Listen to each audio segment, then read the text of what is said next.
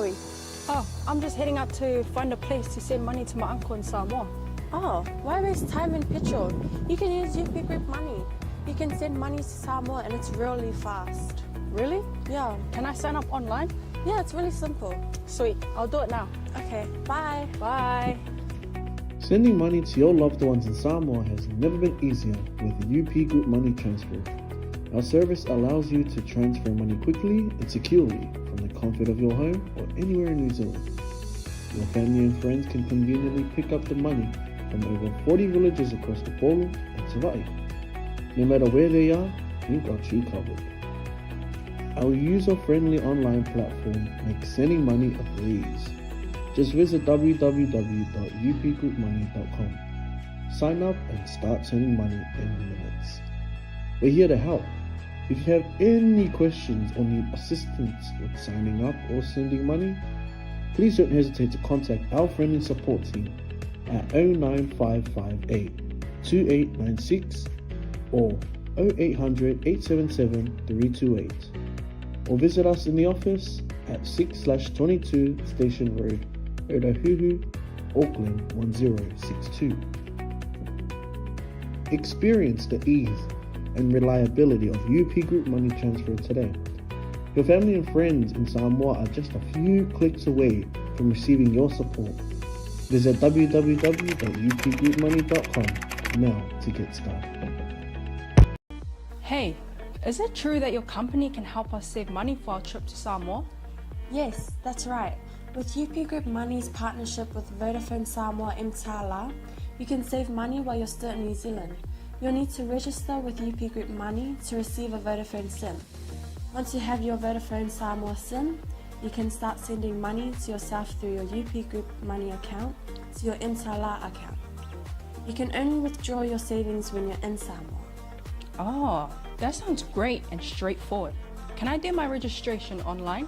Yes, you can register for UP Group Money online.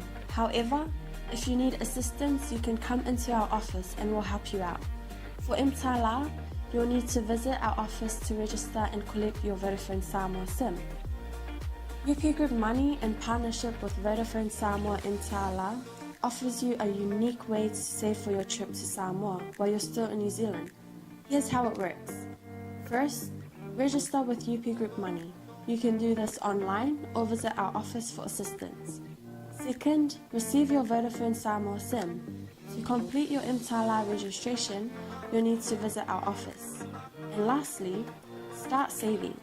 Use your UP Group Money account to send money to your 𝚘𝚘𝚢𝚘 account. The best part, you can only withdraw your savings once you're in Samoa, ensuring you have funds ready for your trip. Wow, that sounds really convenient. I can't wait to start saving. Exactly. So why wait? Visit our website to register with UP Group Money today, or stop by our office for any assistance.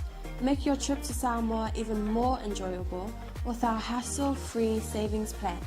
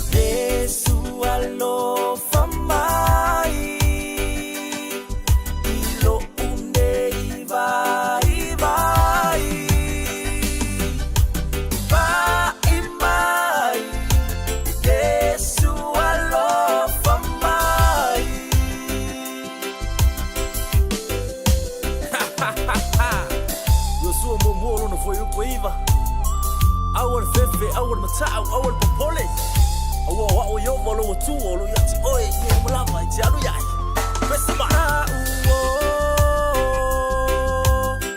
so yele fa anono ole ola ola pe ole moli e pele matai ia ono sai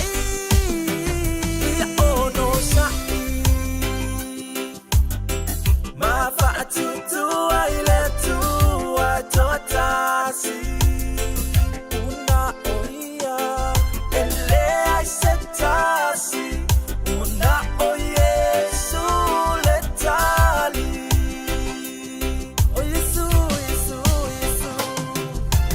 Yesu alo famai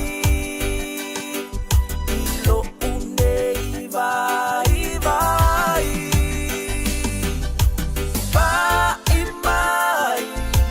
Yesu alo famai Yesu come on sing us Yesu alo famai ilo unei vai se fa tell him boy mai Yesu alo famai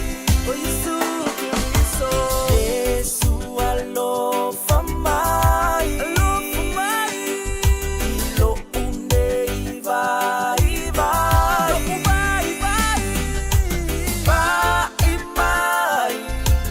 Yesu alo famai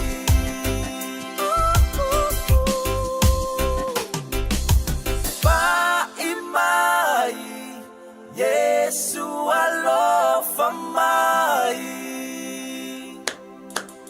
Glory, hallelujah.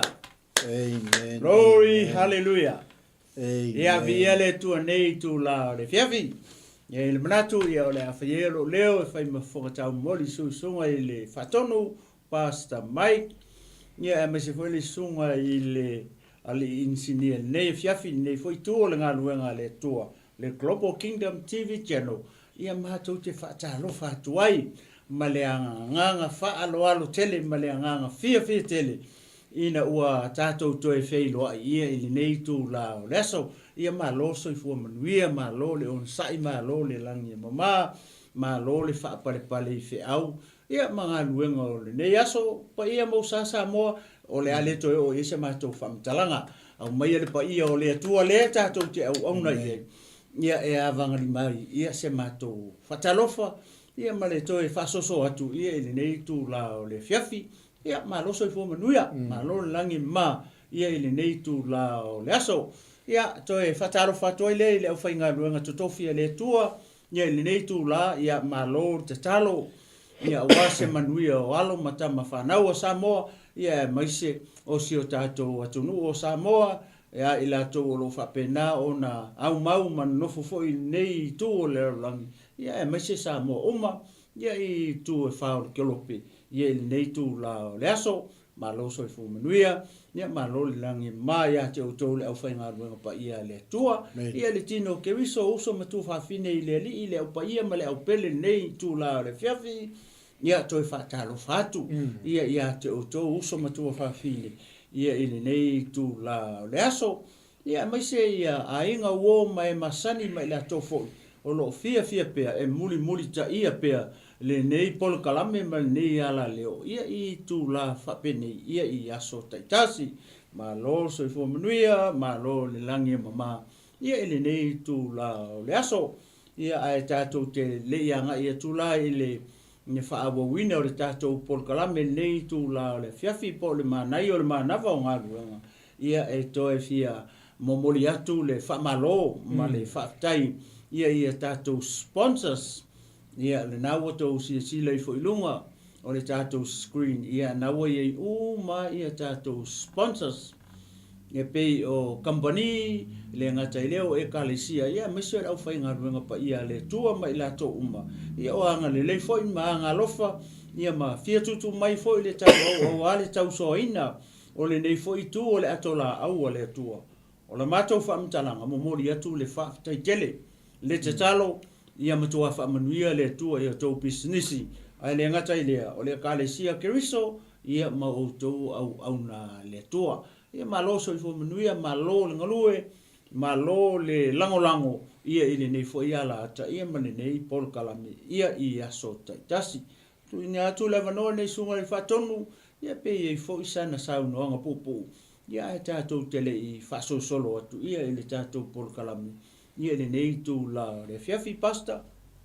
Ma lole so fo monuia fa ftaila sunga to ino te lo lewa mai alta fatalo fa ne fiafi ia la tua ia msalo ia o le ua nga isa o loi nei yo tatu ai ngai lungo penga tfa ilangi ia leo mafuta me nei taimi fatalo fa ia la tua morning fa maoni past ia o lo mafuta mai Amerika sa mo fa ftaila mafuta me ne fiafi so fo manuia mam ia la tua so tina la inga se fo inisio tatu ainga tautonga malo fa unga fa fo raima manua Pira Petelo alai fatu viele tua sunga ya Jason Tia ia viele tua so tu fa fine ile li Colin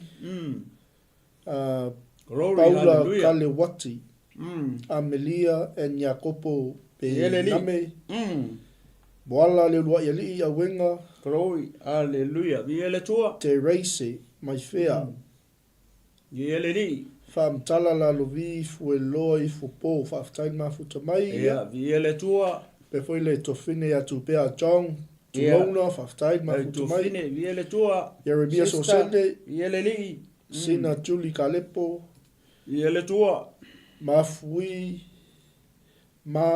e leilua Juliana Sio ia viele tua taupa u Yohane glory hallelujah vitulua Iele supa tua. ta fau i malo atalo fatua ia laki sautia Iele tua as nara sua olo yali iele tua atalo fatua i sunga ia Ace Crichton Mikey Siau Fanati Marie mai Pentley faftai mafuta mai iele tua Benjamin Tetia ene to'o iele tua ia sunga ia tai mali e utu wa fusi vai man malo yoni o se talofa lo fionga talofa to le mwenga malo le se fo mwia ai mai se mai ia se lita Stevie faftai mafuta mai pati iele tua sefo shines of naya fayumu fapito glory hallelujah taupa u fanga lima ofisa ia iele Telesia va fanua uso matu fa fine le sunga fa fenga ya fainga lotu san rivi ia iele tua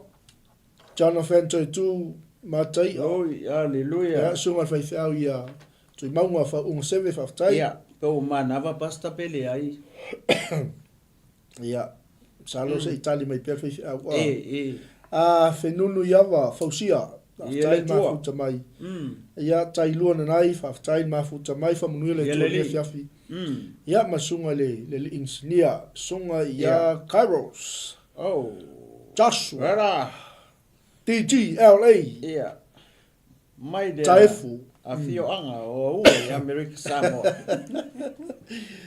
ia ole fa malona tatu ainga lo fa penao na mafuta mai lungo penga tsailangi ia lo mato ngalo atu male sunga ia Kairos ia o tatu engineer na nefia ia viele ala vale tatu unangai ia fiafi tai tasi au ngali ya toe ole ia fiafi ana le tatu po kalami o pese pesenga fa le nganga ma pese mol mnao ia wale tau lunga ina o tatu o ile tua ile ne fo iba yaso mas foi au na le to sunga ia Pastor Warren sunga ia Chris o lo mafuta mai sa mo ia le tau lunga ina o tatu nanga leva yaso ia ile tua alo mai o tatu Manai nei o le Manava nga wenga awala va se tau singa fa le nganga mo oi ai ole vai foi ole tatu ile tua anga i fatunga le ia e au alofa tu ai tatu ainga ia sa mafuta ina tatu au nanga leva yaso malole tau atai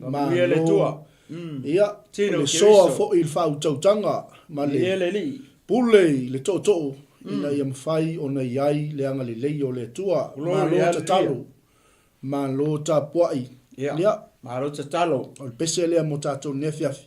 Ia. Hallelujah.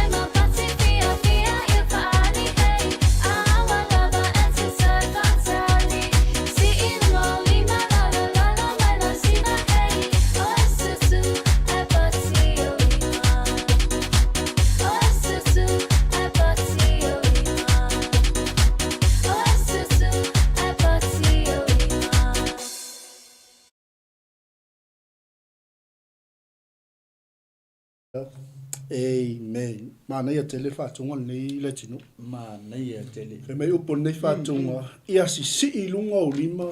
Ia. I vii ma pati i le li. Ese le whamaoni o le tua. Ia. Ma pole alawa le whale tono o tangata. E le suia i le tua. Ia. E le suia ai lona le lei o lona whamaoni. Mai ai le wawau. E o le whawawau. E le suia ai le tua. Tatou wawa aila ma le to alne fiafi ma tatou iai fo le vai taimi tatou wawa ai fo le wa ile tulanga le ile manu o le tala le ono o tafea al tofa le manu o le tala le ono wa taun fai e sa ili le ami o tonu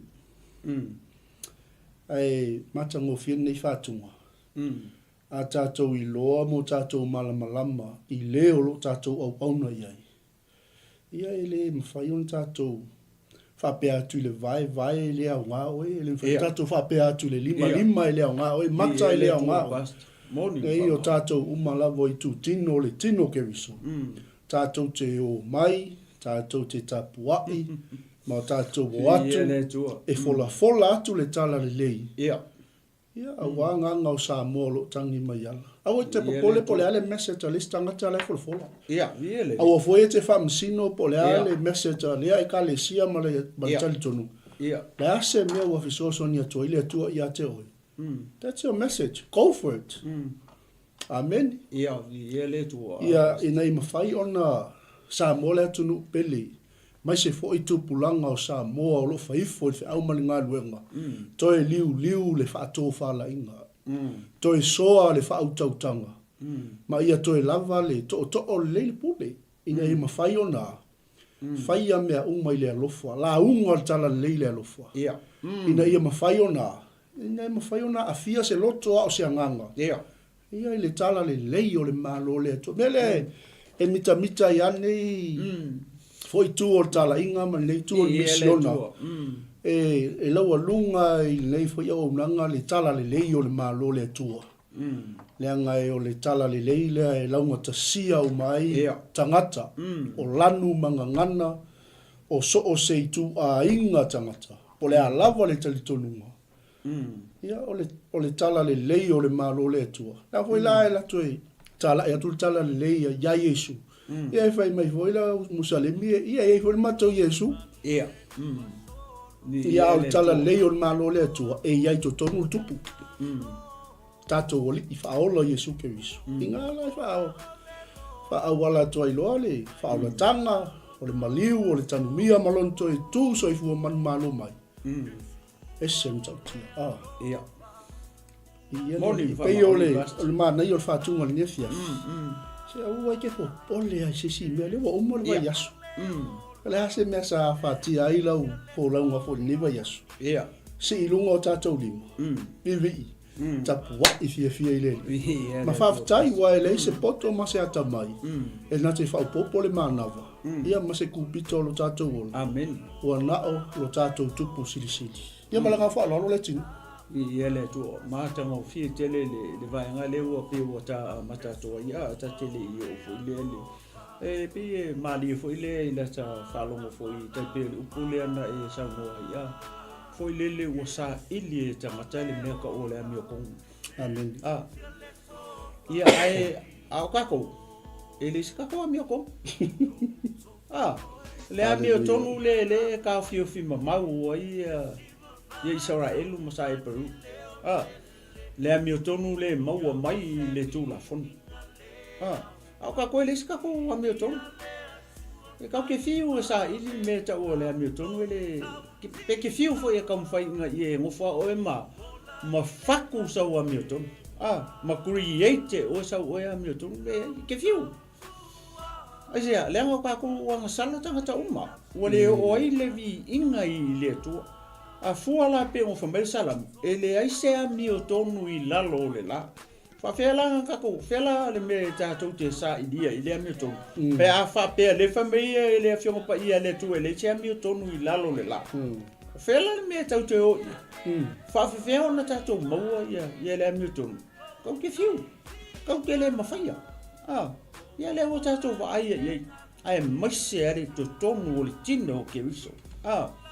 ua kusi aku le lima o le isi keusiano i le isi keusiano ua famasingo le isi keusiano ia mea o lai fai le isi keusiano au le mea nga ele o sikako mea nga e fai ia le famaya le fionga pa ia le atua famaya Yesu ia o to atu e kala i aku le kala le na famaya Yesu ia ke o koko ke fingau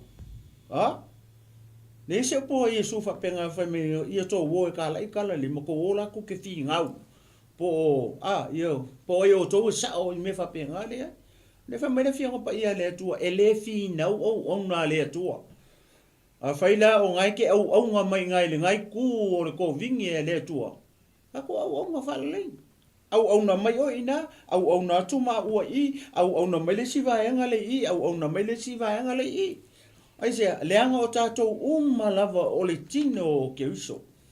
Le whamasinonga. E lea i le saka ko mea ngai whai. E le whape au na to e whamasino. Lea. O la ua iai a lenga ke whamasingoa langa e kalesia o ke uso Yesu.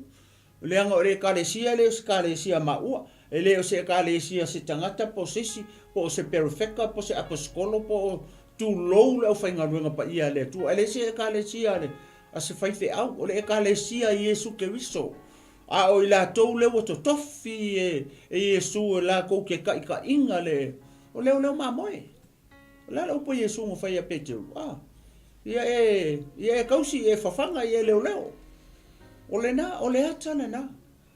Ai le whapea la o le whawhanga kausi leo. O le whamasingo. Le ai, e matua i se ale mea le o tupu i tono o le tino ke uso. O whamasingo e lesi. O whamasingo e lesi ia mea o lai whai e lesi. Le ai, ta tia pea i whamasinonga tonu. A le atua, o ia nga ke whamasingoa, me o ia nga ke whamalama inga mea umale le pōli uri. A whai o ngai ki si lau koe se ia ko peipea. Lele me te whamasino i fua. O lele me ke kusi lima i fua i lisi o uso. Se ka kalo molo uso nga. Ina ia malama lama le mafau o tangata. Nga wa a malama lama ia mafau o tangata i le upo le malo. Ngongai lola ia le aila. Le kaulango whai al mea. Kaungo ku e se al mea. Ai le whapea ua e makua i e saua ma oi. Fo le ku i lumor kaka lea. Lo le si uso a keu se ana. So le se se le mea lea. Se le mea lea ma le. O le ale tato ngā luenga whai. O le moli mau. O le upo le tua. O le ale mea ua watu le tua i ake oi. Ma mai i ama ua. O le mea ngā make moli mau aku. Ngā o le mā moli mau atu. A o le tangata. E li liu e le akua kusa ma le upo le tua. E koko e lesi. E whasusu e lesi. A o ainga ke whakupua. E whakupu e le tua. Le mawhai o ngā winga se lokos kangaka e le mawhai. Ngā o le tua e whai ngā apa le lokor kangaka sui lo tangata. A o ka ua e le mawhai. Ka ke le mawhai a. Le ai ma se poko ma se hasta mai o le tangata. E kango kuai mimilo o le tangata. Inga ia karikongu. Le ai. Le se mea na tātou whai, o kā kou ia, ngā le koko, a whai o le make koko, ia mā koko whalei, sau lesi tua mai o mā ua po au ka whapo whea, sau e whasusu. A oinga ke whakupua, whakupu e le tua. Ia o le mele ue, ia kele mea koko, ia koe whai ela mau inga whapea. E le kai kako mangu malo inga aisea ngā mole malo le tua, aisea, leanga o mea ngā sa whai whenga inga kuai. Mea ngā reki whaalonga inga whai e kupu. Whai mai o la kou sasa i lalo whakangaka ma mea sai o mea ngā whenga inga tuai. Fio mai Yesu o lan mea Yesu ngā whai. Ngā sau Yesu whai ngā mea whapenga. Whakirkilo i matau tangata. E nei whai Yesu ngi mea whapenga. O le ale messenger a Yesu. E winga i longa malo. Kasi ale upu. O lea ole alofa. Tā la i le alofa. Aua ke kala i whaamasingo le si uso a kangaka. O lai whaamasingo la le si uso a tangata. A o ai a whaamasingo a oi. O ka kou uma le whamele whianga pa i ale tua. Ka kou ke kuku uma i luma. O le ngole no fua whaamasino. O ke riso. Hoi vai le mangingo. Ia la ka la i le a koe whaamasingo. Le are mea Yesu la whai. Ele o ka kongu whaamasingo mo. Ami o kongu. O ka kongu o au onga. Lai e le whaamasingo. Ami o kongu. Nga ke whaamasingoa o e le ke mai moa mai. Maka ngaka i e kaukala. Le kaukala ka mori maua. E ka kou ke kuku umai luma o le ngofua whaamasingo ke miso. E whaamasingo inga i ka kou. E fo ele whaamasinonga lea. Nye kaukala i mātai o lufu lima. Lea fio mai ei. Ona tu ese lea ao umamai kuru inga whao le laulangi. O e ngā wheo ki le sami, o e ngā wheo ki le vao, o e ngā wheo ki isi mea lale i maua e o male kaimingi. Alai si le fia e le tuan mea ngai o ki ka ngai le ilo e isi kaka. O le kaimi i lalanga. E mua mai e le au angelu. E ao umamai tangata. O e ngā oki whea ma whea. O mai lo le lumo no fo famsino. Anga ku ese lo la i. O ngala. Ya, na we malama.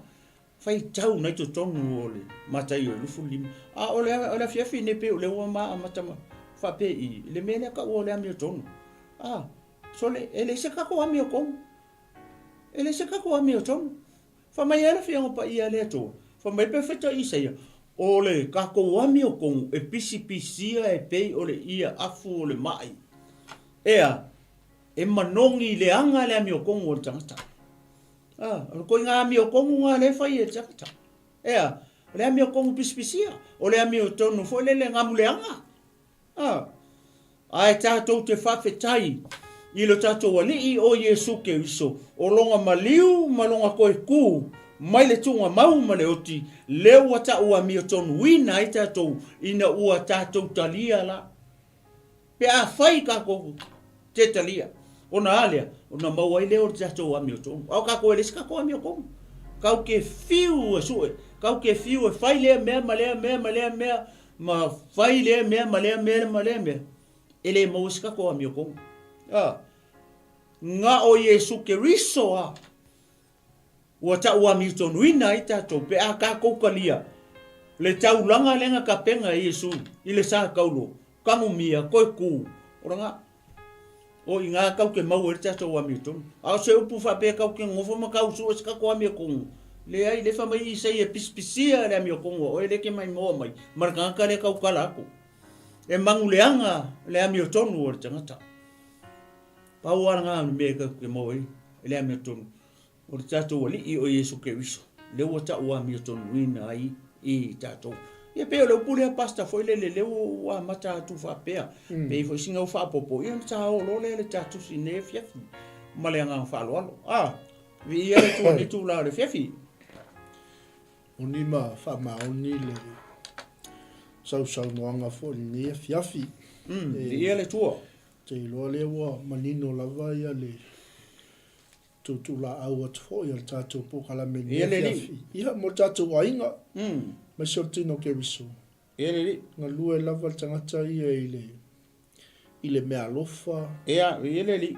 O le vaenga wa mai e le tua. Tātou te ngā lulu e ai. Ia le tua. A wā whaamisino fo e lesi ke risiano le mea lofa lesi ke risiano. Praise the Lord. A wā whaamisino ina fo e lesi ke risiano. Le whaonga ina o lesi ke risiano. Ia le tua. O tātou umalava o auna le atua. Amen. O tātou o tangata filifilia e le atua. E se mea i titi wa watu e le atua te ngā lue e. Se o le wha maoni le mea sili o ta ua. E i ona whaasoa atu fo i le tamaia le tino. E le ia se ami o tonu. Ia i le nei o langa o tātou iai. Ia le tua. Ia wana o le tua. Ua ta ua ami o tonu ina i tātou. Praise the E Lord. se tutula au atu na tātou pokalami. Ia le li. E wa ai lava ma le whanua noa ia o le. A ngai mai fo i o le. Ia e le tio fo ia teilo o le tatalo le me sili o le tāua. E mana o mia e maua, e mana o mia tātou. Praise the Lord. Ia le tua. Tātou wa ai atu le ngai mai o le. O le malosi mai o le anganga o le laulangi, mga luenga o poliu. Amen. O le mela le utupu, o le tutu whatasi il whana o le malamalama. Au koe against leisi kerusiano, i leisi kerusiano. Whama oni basta. Ale a mau popo ai wa enga al poliuti. Praise the Lord. A le me tauna Ia le ia. tua. E te taunga maku ai pepe a ia le al poliuti. I whanau o le malamalama. Ia le tua. Ia le ali, pe o le tutu la au atuna le fiafi Samoa. Ia le tua. Ia Glory, hallelujah. au fo'ine i a whaina le whātou whala inga. Ia i le tua. Tātou a vai atu fo i lungo penga te whailangi. Tātou te talo. Tātou Amen. la fwa i le atua o loo soifua i ova. Ia to a per taima ia mau pēr le to vai o loo soifua i ova. E toi e to tongo foi malama. Amen. Pea tātou wō i o tātou tuli vai. Pea tātou wō i le atua o le atua. Nate au maia le tali mo i tātou. Ia le tua. Tupulanga tamam tein tala vau. Ia fesili le tua, fesili i lau taitai, fesili i o mātua. Ia le ase sa ilinga o se tāpenanga o lo e au auna i le whanano le le tua. Ia o le tasina o le vaenga o lau sa ilinga. E mwhai ona fesosoni ina i tātou malawa. Fesili le ngangpa ia. Amen. O Sili le tātou ngangpa sosoni. ia. Sili le ngangpa ia. Ina ia awa ne i awhaina le tala le lei. Ua whapena ona whanoa i le wawa ai ia e mase fo i o le wha longo toi lungo pen toi lang ia ua toi wha wha masino i whanau o le tua amen ia o te ilo paulea whangata mai i al vaenga lea ia le ua wanga ia tua tatou wha malo le fiafi ia le tua au te ilo le la tatou wanga ilo le tatou manai ia wafo i se mai ainga o le fai taimi o le fiafi i le whafonga mai ma le mai mo mai o se o tatou o tunu u ma le ngang whaaloalu ia le tua nei fiafi ia o nai motu ngā awhana fwoi a matatou i le Paul Kalame ona o le taimi le o tatou i o le o tatou i le taimi o tutupo i mea ia tatou te loa i o le whaitoto le fio mai le tatou i whao le anga o le valo ia fwoi le upo le tua taimi nei o tatou i ia mai se ala le le perfitanga le a fo ile a tanielu ke mo tanielu sfulu e winga la ile mele technology ya le waye me ia temi tele o meu fa faingo fie tele o meu ka mo e sol ka kamane ya le si la mo le tamale ya e fo la si tanga ta fo ile ra momo e fo lele I awala ngawa ma awala leanga ma awala se fa nga fo I tanga te mine ia ai morning fa ma oni o le tami fo lele ta tote fo lele falata lata tu I le tu I le talo ta talo male ana pom tala no I le tu leanga I ko fe so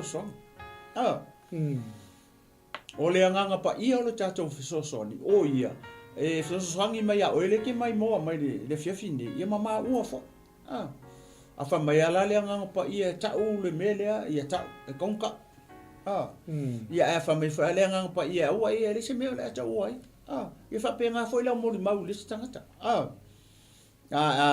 le se nga pa ia e te fiu e mo mau mo fa I fa pe nga fo I le sa mo mau ona le fa me le fe pa ia le to fo le ile tala inga kala ile lofa au male finga vale we nga upunga ka mai o isi wa tala I male finga vale sen me wale nga kupule me ta o le finga vale le loko langa ile se lofa amen wa anga ngofo ile lofa le loto o le tangata le alu e moli mau o afo I lona winga ele se me ole afinga vale ai ma afinga vole le fa pe e sa o le mele o ke kaukala e sa o le mele te mo mau e sa o le fe au le sa o mai e sa o me e sa o ma me ia ai o le menga ka o finga vale o fai atu a foi le o nga le o menga le família nga pa ia fai ala fai ia o fai lo le marasi fai le poto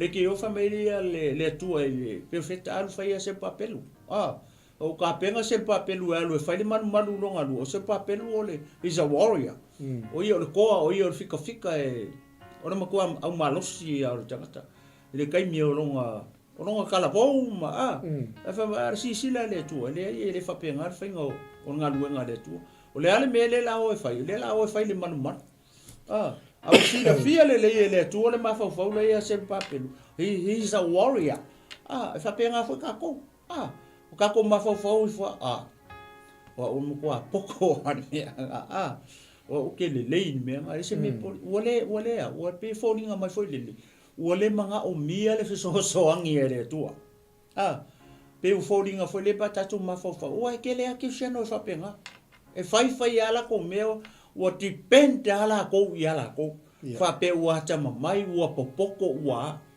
a ngalo le taita inga le nganga pa ia le me ka mo fai wa vai se papel o le akanga oi le te mai mo mai uso me tu fine ile mama o foi o le akale mo ka ko ka ko fesili ile tua ka ko fesili ile tua I se fe so ka ko fesili ile nganga pa ia po le ale me fai po le termine fai ile mele pele ai pe o le termine e fai fa per fai ngor mo maule e fai fa per fai ngor mele So soangi mai le e ai.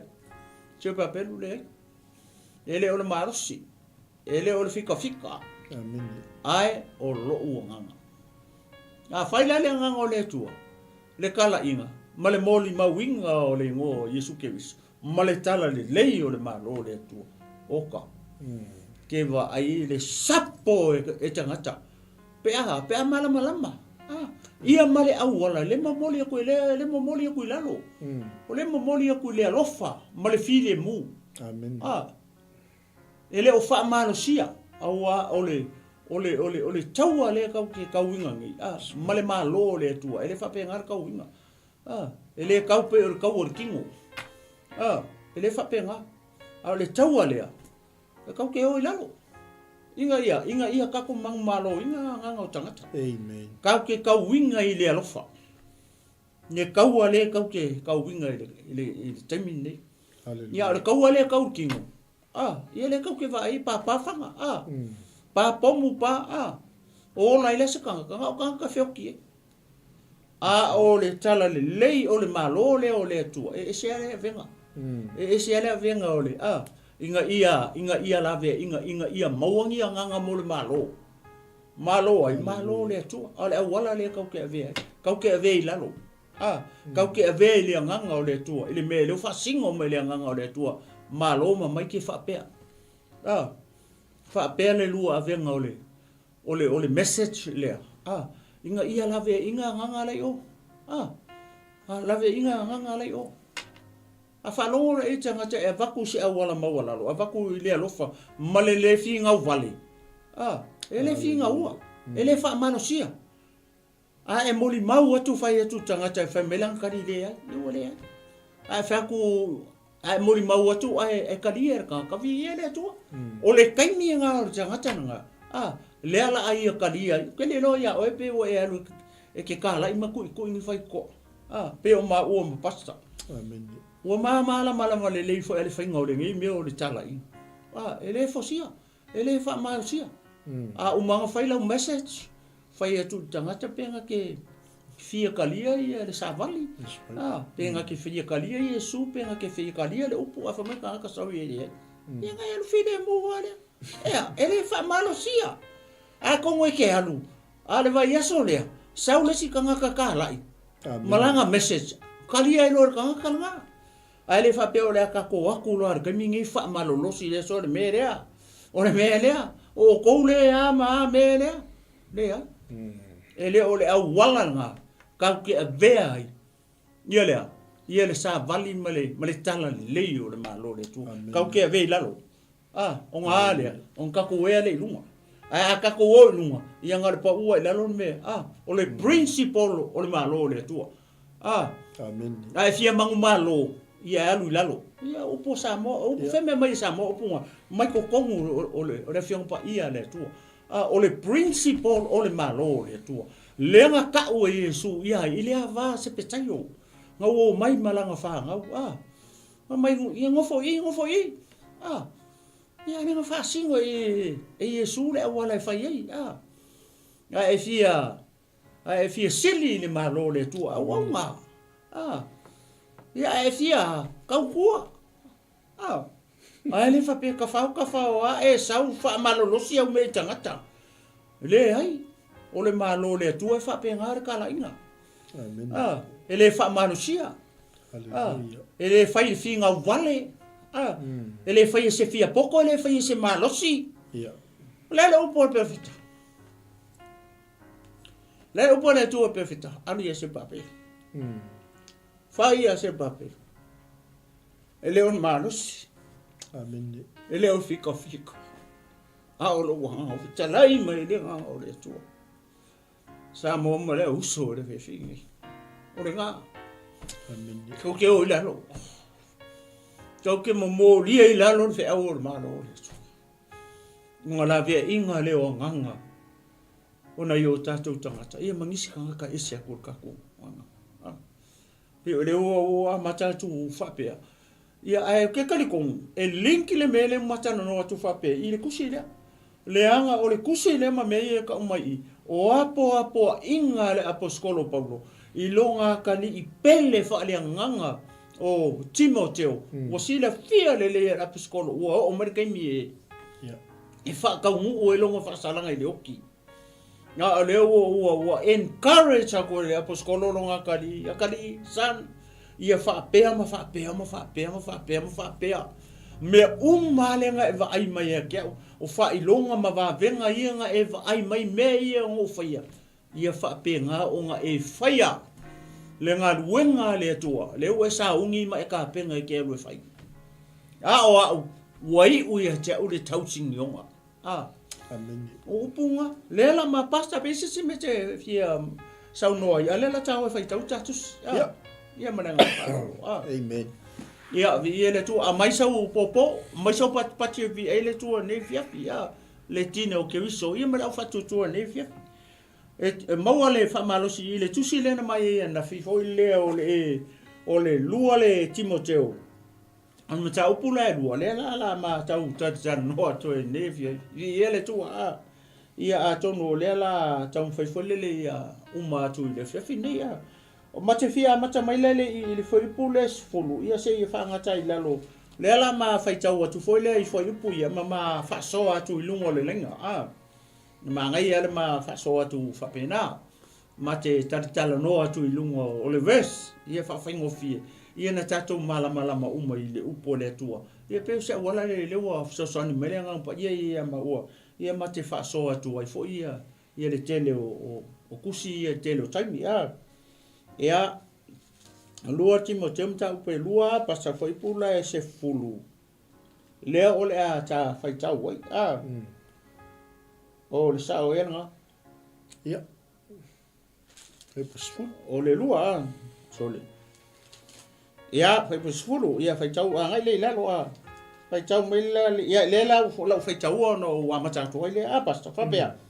O le mea lea o te ono sa ia i mea uma ona o le au filifilia ina ia maua e i la tau lava le ola o loo ia ke riso i Iesu male manuia e whavavau.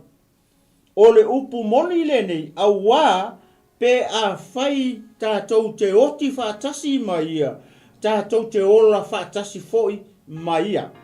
Whai upu lai e lua lela o amatano whasoa toa ia. Whai mai le apostolo Paulo. I le vaenga le po le whai upu le tusi lea, o le kusi lea, o le tusi longa lua lea le apostolo Paulo. Le pe o kusi lea o whaangaki ngaki mai i le kusi longa lua le ilona tali fale nganga o Timoteo. A wasila fia o i fo ila le tusi lea. O le wa e ta umai fo ila le apostolo. Ia le melea o le la o ia ia. E o le fa solo ngai kua i le mataupu lea e tolu ma le fa. E va ai i chapter ia.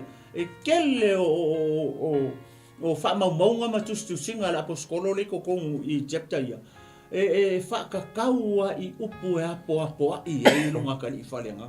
Fa malosi e longa kali falenga. Le ngata e lenga. O le va ai ma le sila le apostolo. E alofa le apostolo le apa ia. E alofa le apostolo i le kalesia le. Le ai le fai te au i Timoteo. O Timoteo na fai fe au i le kalesia le ngu fankale o Efeso. Nga lea o e whanau me le whaipu le whamai le whaipu sifuru. O le mea lea o te ono sa iai i mea uma ona o le au filifilia ina ia maua e ia tau lava le ola o loo ia ke riso Iesu male manuia e whavavau. E lua mea le ka uma i le whaipu lea. O le ola male manuia e whavavau. O le mea le fai mai le pe la patai mai le apostolo Paulo i longa kari. San ia te oile mea le o le ongosai. Ia e ongosai ilea. Ia e ongosai ia Efeso. Ia e ongosai ia ila hatou o e ua filifilia. Feo i ila u filifilia. Leito tomu o le kalesia le ia Timoteo. Lea la ua wha mangaku mai.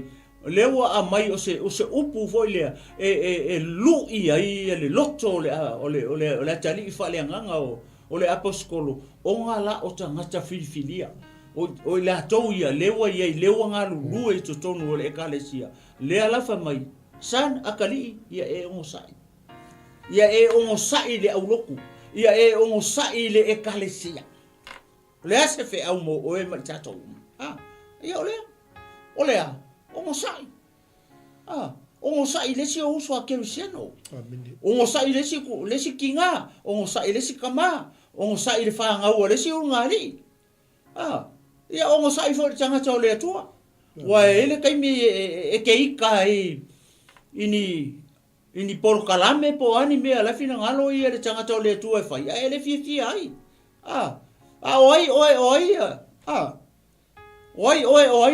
ia le foi fe au oi o tanga ta Filifidia o fai fe au oi o Timoteo a fai la lenga mai la paskolo i a Timoteo le wa ka o mai au Filifidia kusa le ia makako amen o tātou le au Filifidia o lau fai fe au o lau kimo keo nga o lona winga la e ka foi langa o sai fai fe au aisia onga oi o le tangata le o Filifidia e ke nga lue ko kongo e ka le sia nga ke wiso ngai ke iai ngai e lau kimo keo ia ele ngata la o le ongo sai o Timoteo wala nga leo ele o nga le upu a fai foi lai fai tau e Timoteo ma fai tau ia au na le tua e ka foi langa ia la ko le ongo sai le au loku amen le foi la fai ka pe o tanga talotu le o fai ka oi o le me ka fai e ka foi langa ongo sai le e ka ongo sai a Timoteo e ka ongo sai le o fai fe au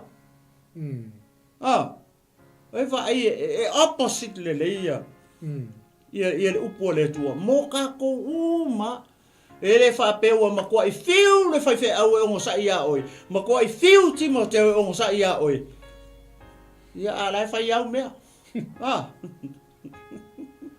o se o nga mo ka ko uma ile fia fingi la nga le o nga le upu amen le ali mai le fai tau uma ia o le au Filifidia o le au Filifidia o le ka le sia ke risto o le ke mai mo mai ma o le ka kara o ka ko o le au Filifidia oi Timoteo le I se o fai fe au ma lo fa kua oi le nga mai le kusile nga mai nga mai la paskolo ia mai lo na tali fa le nga ngo Timoteo ia le upu le tua nga mai le nga ngo le tua I le tangata o le tua le vai le pasinga mai le ala o fa longo I le fefingi fai mai ia e ongo sai o longo winga le ngaka o le au Filifidia I o la le meta o le ono sai e kei loa o feme o la le meta o le ono sai o le fua o le nganga pa ia le ono sai va ai la ia e te tau o feme kaunga oi le atou e kaunga o la inga me le ka o longo sai o le au Filifidia o le tangata lotu o le tangata faatua o le tangata pa ia o le tino keriso o le uso ma le tua fifine I le ali e le au faatua uma e kaunga feo ai marmere e kaunga om e tamarei tonu o le loto o le tangata ngeanga o le fua o le anganga pa ia kasi la le fua o le malo le tua kasi le aka o le malo le tua e kaunga manifest mai ele ongo sai mai a te oe le tangata o le tua mai a te oe le tangata o le malo e kaunga whangau e kaunga punga e kaunga ali mai fafo a pe soli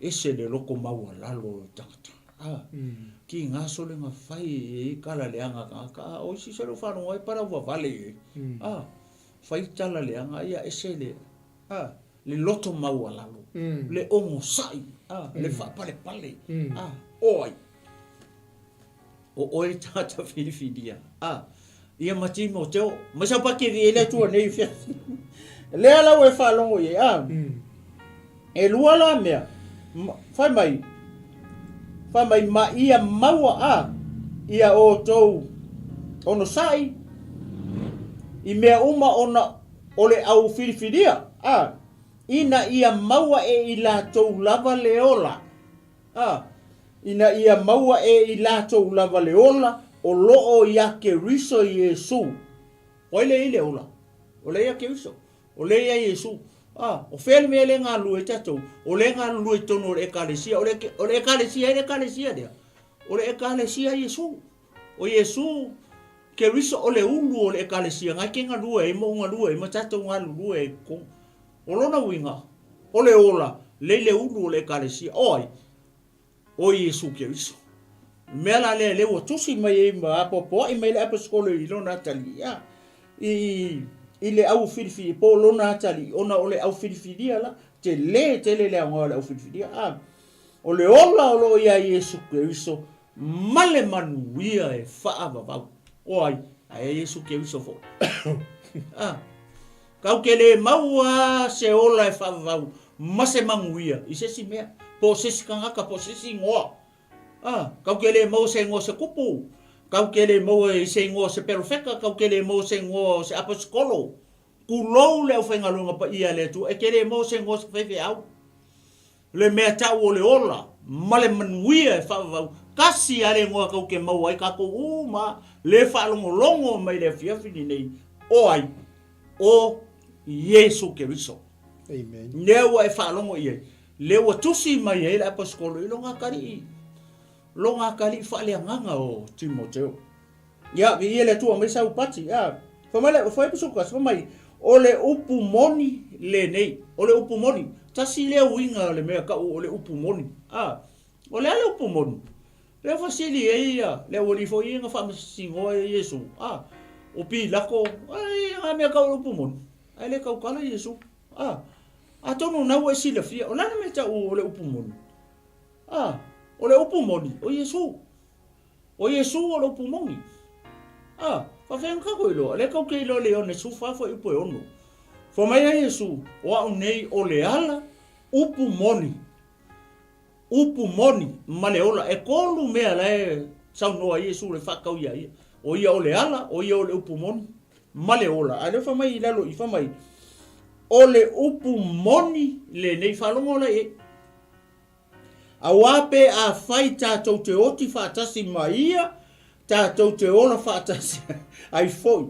Pe a whai tātou te ono sai, e whai foi I tātou matupu whaatasi maia, pe a whai tātou te whaafiti a te ia, e whaafiti foi o ia ia te I tātou. Maria I ora vese. O le whamai, pe a whai tātou te a, tātou te oti whaatasi maia. O e saunge e ke oki pe o le oti o Yesu. Oti whaatasi maia. A lena whamai. Oti whaatasi maia. Tātou te ola whaatasi ai fo. O longa winga o kākou o e uma e oti o ia ke riso Yesu. Kau ke kau e ola fo. E tusa male tusi a e feso e lua. Ngai e manguia e soto e lua. Nai e manguia e kolu ngai e inga. Whaango ngofo whaakasi mai Yesu I le langi. Whaakuku whaakasi. Whaaola inga whaakasi. Te maua le tusi nga e feso na mata upo e lua. O manguia nga. A refa mai I. Tātou te ola whaatasi fo I maia. Pe a whai. Tātou te oti whaatasi fo I maia. Whawheo nga kako whaamaungia. Kau ke whaamaungia I mau fo lele le whamaile mua e te saro. Ni mta upo e wha. Fo I pus fulu kolu ngai lalo fo I pus fulu. Wan whamai e mua fo I.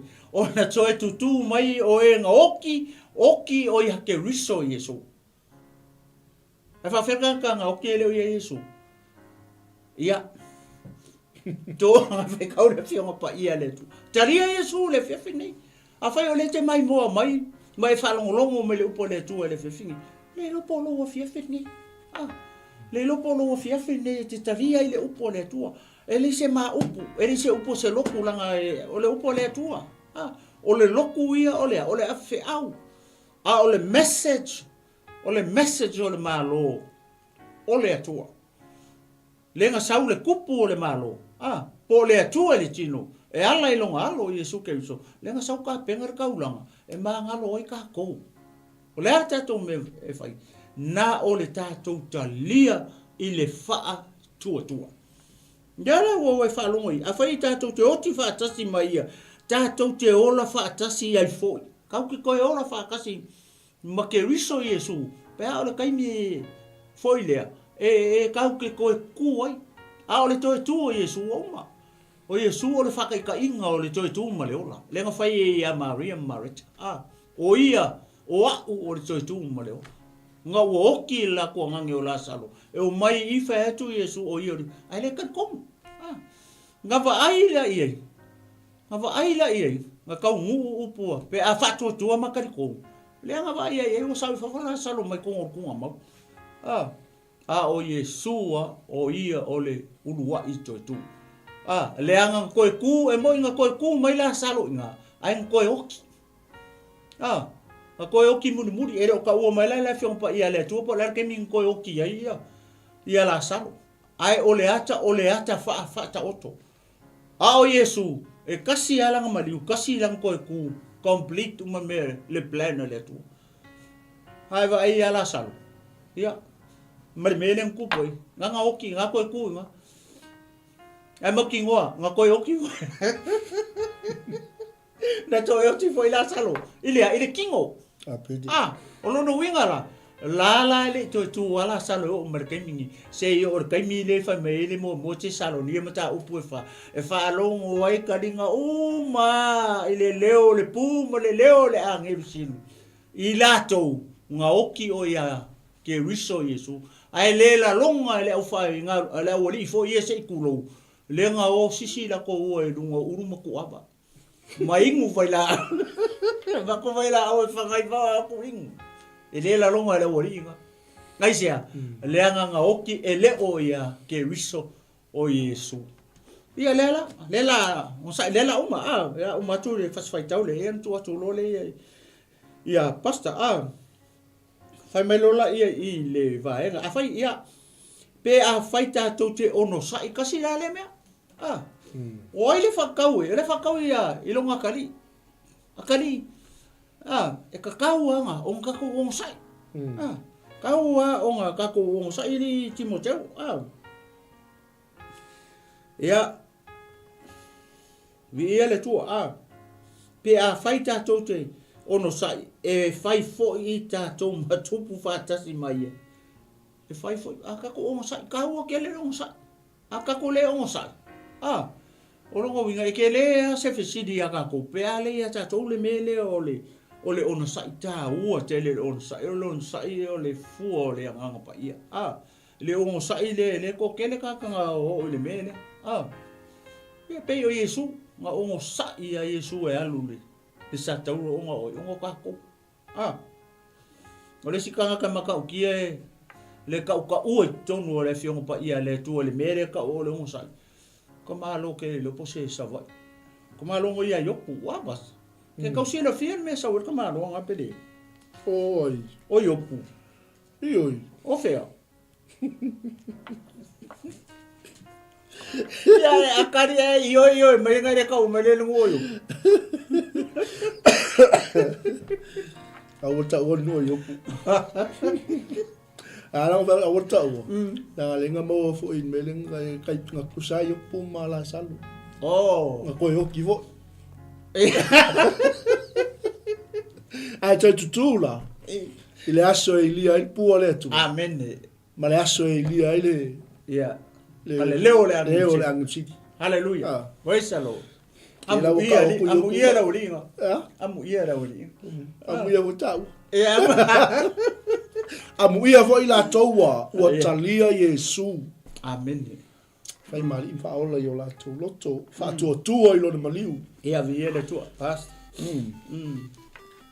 na la tu o ia wana o foi buena ia fa uma me la sunga foi punga wa mana ia te fai matupu fa tasi mai ia corona winga o le kanga o sai oki o Iesu Keriso o le kai mi ko ku e ave o ma e ngofo kupu fa kasi ma Keriso pe o fai mai ele feso mai ru fa o la ina fa kasi fa tutu fa tasi fa no nofo fa tasi me ile langi lua nga ke mo le feso lua o vai le manguia o le lo fa tu no o le tu ele se ka ko me fai ngofie ngara ka ko sala mo akaria lo amen uma lo Vai le faingo fianga nga e ulu le malo le tu. E ke le wa uma kau e le tu le kau. Wa uma. Ale malo le tu le faingo fie ia nga e sao le malo le tu. Pe a e salamo makadia. Le nga kalanga e va ai ai lalong e. Ia ma e ko e ulu foi le malo ngai lalong e le lalong ni. Ia ele o mai le o ki po le o ki le ngo ke la sa. Ia le tu. Ia, famalo le. Ono sa ia o le mela mali e foi pure. Fai mai. Pe a faita to te fa fiti ia te ia. E fa fiti fo o ia te ta to. O le fa la vela ne. Il mol meo le tanga fa fiki. Ia. O upu ia le fa ulu ia po kala mea Montevideo. O upu la piscolo pa.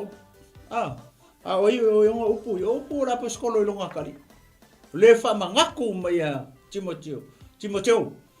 Si o kali foi. O ke fa fiki a la ko ke o ke ia pe. Ia o ke le ngaluenga. O ke fa fiki. Au te fa fiti le ngaluenga le tu. O upu ia le apa po i me le piscolo po le longa kali.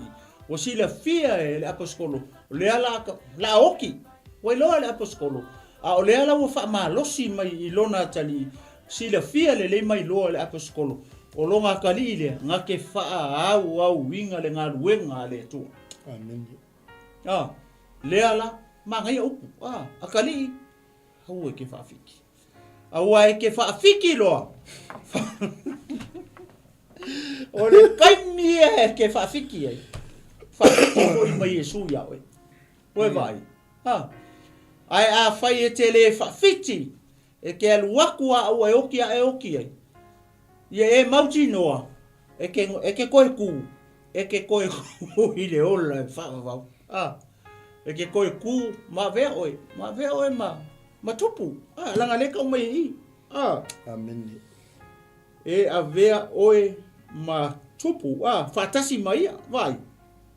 Awala fa fiki fa mai a fai e le fa maoni tato e fa maoni pe lava ia kasi le fo le nga wo so mai ole fa maoni fa maoni ole fusi olona winga so se ke lusiango so se kangaka le nga lue tu tonu le nga luenga le ku ia kaula nga fusi de mede ai a fai o nga lue tu tonu ole tino ke riso male kale sia ke riso ele o ia ke o le fusi dea. Koe vava ai lelei. Koe vava ai lelei lo fusi po o sao lo fusi ngai fusi. Po le fa maongi le fusi ngai ke fusi ia. Ngai ke loa ele ngolo fusi. Po le famasino. Po le kuskusi lima. Ele o se mea ngai fai kako. Lo winga ele o se fusi mea ngai te fai ia. Ole o finga o vali. Tupu masinga. Kupu masinga i le vao uso. Le mea ngai piko sili o nga ingosia le tua. Le kaukala le fata oto e ono. Amen. E ongo mea e piko sili nga ingosia le tua. Ai fiku i le mea nga. O le faa tupu o masinga i le vao uso. O ke fa penga i le si o uso a kerusiano. A fai o nga ke fa penga i le si o uso a kerusiano. O longa winga o kaungu roi. O fiku roi a oe ia. Ia mea piko sini ngo sia le tua. E fiku le mea ngai ki faia. Me foi ka ke fefe foi ka ika fai le mea. Aisia, la ngare o sfa masingo. E le o sa o e ka le sia la ngo foi ka fa sa. Le ia la si le mai ai so ia le ka le sia. La ka penga fa mai upo ai so le angel foi nga mai i. I know your deeds, I know your works. Na si fia le tua. Ai vai e ka le sia fikunga. O le kalanga le tua, ma koe whekalai mai ma, o le tua le angelu lenga mai le meses. Ele salamo, o te vave anu atu. Salamo? Asia, langa la si la fie le tua oi. Kusa pe ngake la fie le lo oi tangata. Uso. Ele o pongi sarsi le fanga le tua ia ki. Ma umai kako Ho aka ko me fai. Le ala o e whaalongo ne fie. O upu wha malosi a rapascolo pagu.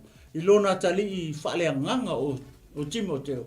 Son whaapea, ma whaapea, ma whaapea, ongo sai, whaamaongi, vai, ia e alo lofa i e le au whiriwhiria, Nyaua iei le ola ia Iesu ke wiso, ia male manguia e whaavavau. Ia, lea umatu le vaenga le, o mea le lei, ua tu ina atu ia e tausia i le fesoa soani o le anganga pa ia, o loo nofo i totonu ia tei tātou. Ia ora kako fisaosoangi ia, o le anganga pa ia. Pea upu a le atunga whai perfeka alu whai e se papelu. E le o le malosi, e le o le fika, o lo uanganga o 𝚜𝚘𝚎𝚢 mai e le atua, o whele alu e se papelu, le alu e whai manu longa lua. Saungi se papelu e alu i Jerusalema e whai manu longa lua, a fio ifo le atua i le pelu wheka. Alu e whai e se papelu i upu ia, whapenga maga ho. Noa ma le anganga pa ia, le kako kala inga o le fina ngalo le atua ma le malo o le atua. Kau ke whaia inga. Kau ke le mangu malo inga senganga. A tatou ia tatou le nganga pa ia o le atua. Kau ke mangu malo inga nganga mo le atua. O kako o whai i tangata. O kako o whai va. Kako uma o whai va. O le ale mele tatou te whaia. O le kau ke a. O le kau ke ati na e inga. O le kau ke buildinga. Le malo o le atua. A kelengi ka ngaka i le malo o le atua. Ma ke le ma kupu ma lau kele ma ola le malo o le atua. O lona winga e o le a whaai kia le malo sa kangi ma le malo o le pouli uli. Ai a whai o le kau ke whaapenga whai. Whai aku lesi whaafenga nga kupu malo o le atua. Whaafenga lau kele, whaafenga kupu kele, whaafenga whai kia le malo sa kangi. Nga le aka sa kangi e kikiro mai. Ia le uko e misa i. Le wako e kusikusilima i. Wako e whaamasingo e lesi kedi sianga o lesi kedi sianga. Maanga mea e whai. Awa le kala ia malo le atua. Salamo ua o mai le malo le atua. Salamo ua lata mai le malo o le atua. Ele o le salamo, ele fa mai salamo ua o mai le loku. Salamo o le loku, salamo o lo e kalesia le ai. Olha, salamo o mai le malo le atua. Salamo ua lata mai le malo le atua. Fa fenga kupu malau kele le malo le atua. Pe a le faia lo ka ko kiuke.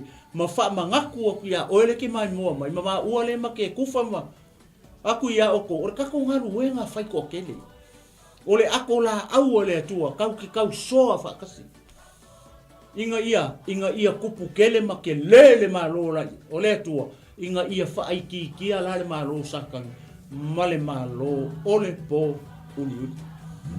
Whalangolango ole angang pa ia, onga manguia leo me Ilo kako whaiva, ai maise o le ngaruenga le tua le ke ngarue manga lue makako le au fatutu ie le fefingi mala nga falo pas vi ele tua malo ele tua nei vai ngole fiafi haleluya malo at ko tato ai ngai lungo pena twa langi lewa pali mai tato nanga le vai ngole malo foile fa fonga malo foile mai mo mane fiafi ia ole nganga na nei pokalami ina ia fai on tatou tau soa whatasi ngā ruenga le tua. O le upu le asa te leona awatu le ngai fai upu i asa whaso i le sunga ia le tino. O le au filfilia. Ea. Koe mankua i vai kai mio piki au i au fili vo i aso ia. Ngā piki au i au fili aso ia. Ala ngā luke o kele o ngā piki au o kele lopo lale au ngā piki ia. Ia oi. Ia oi, ua ngai whamenga piki oi. Nei ol fesili pe ma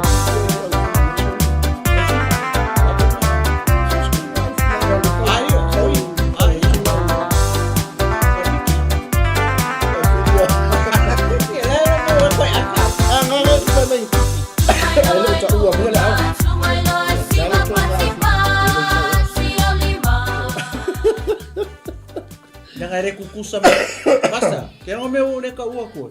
Langa re tutusa me le au fini le i. Ale ua piki au lau fini da. Embo. Ya vela Ka ua uma. Ka ua uma.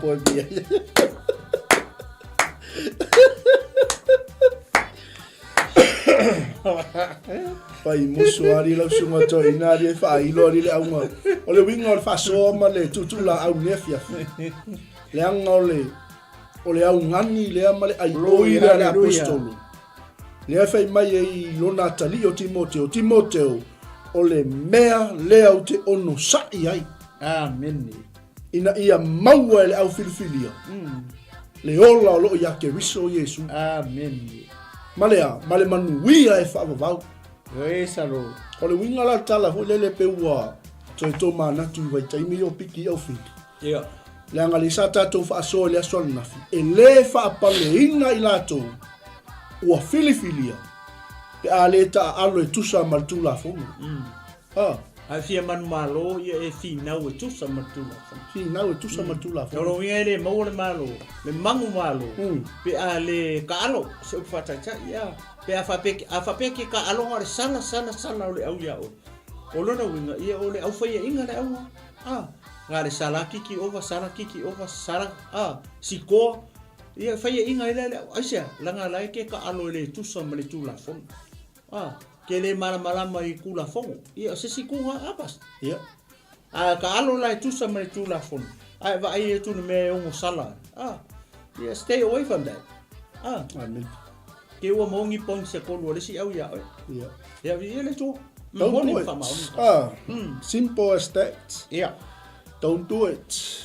Ai lo e penalty ai, don't do it. Yeah. On menga le kelinga malo ai si au. Yeah. Lo e penalty lo. Yeah. Ya mo le ai le si au pa. Yeah, vi le tu. Ale fai mai le tala apostolo i lona tali i a Timoteo. Timoteo o le mea lea e le fa pale ina i outou. Yeah. Pe a outou le fi nau e tusa matula fono. Praise the O le Lord. winga la o la ia fa soa ni fia filtato a inga mai mo mai. O ta tou o le au filfilia. Le ala fai mai lo paulo i. O le mea lea Timoteo o te ono sai ai. Ono o tou le au filfilia. Amen. Na ia maua e o tou lea. Le ola lo ia ke riso. Ma le manuia e wha avau. Le winga tala. Hallelujah. O oe. Mai tato uma. Tato uma le au filfilia. Wai wai a piki o se au fili. E ke excited. Yeah. Inga ia e mangu malo inga. Le kaua. Le angalaya e tapua i mai Samoa. Amen. Le taimi lewa piki e kako le au filfilia ke riso. Amen. E mako oli loto e alu ringa luenga. E alu tala inga.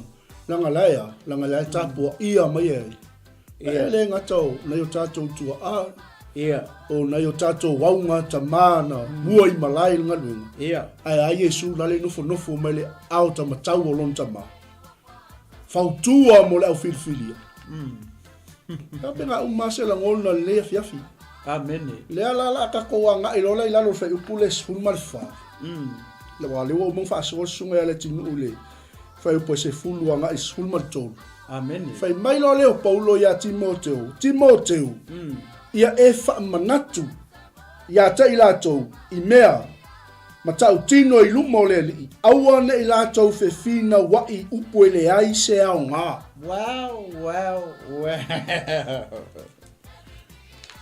Ava aile matango fie. O le wha manatu, o le manai, o le manava o ngā ruenga mo tātou. Ke risiano. Sa moa lo watunu peli.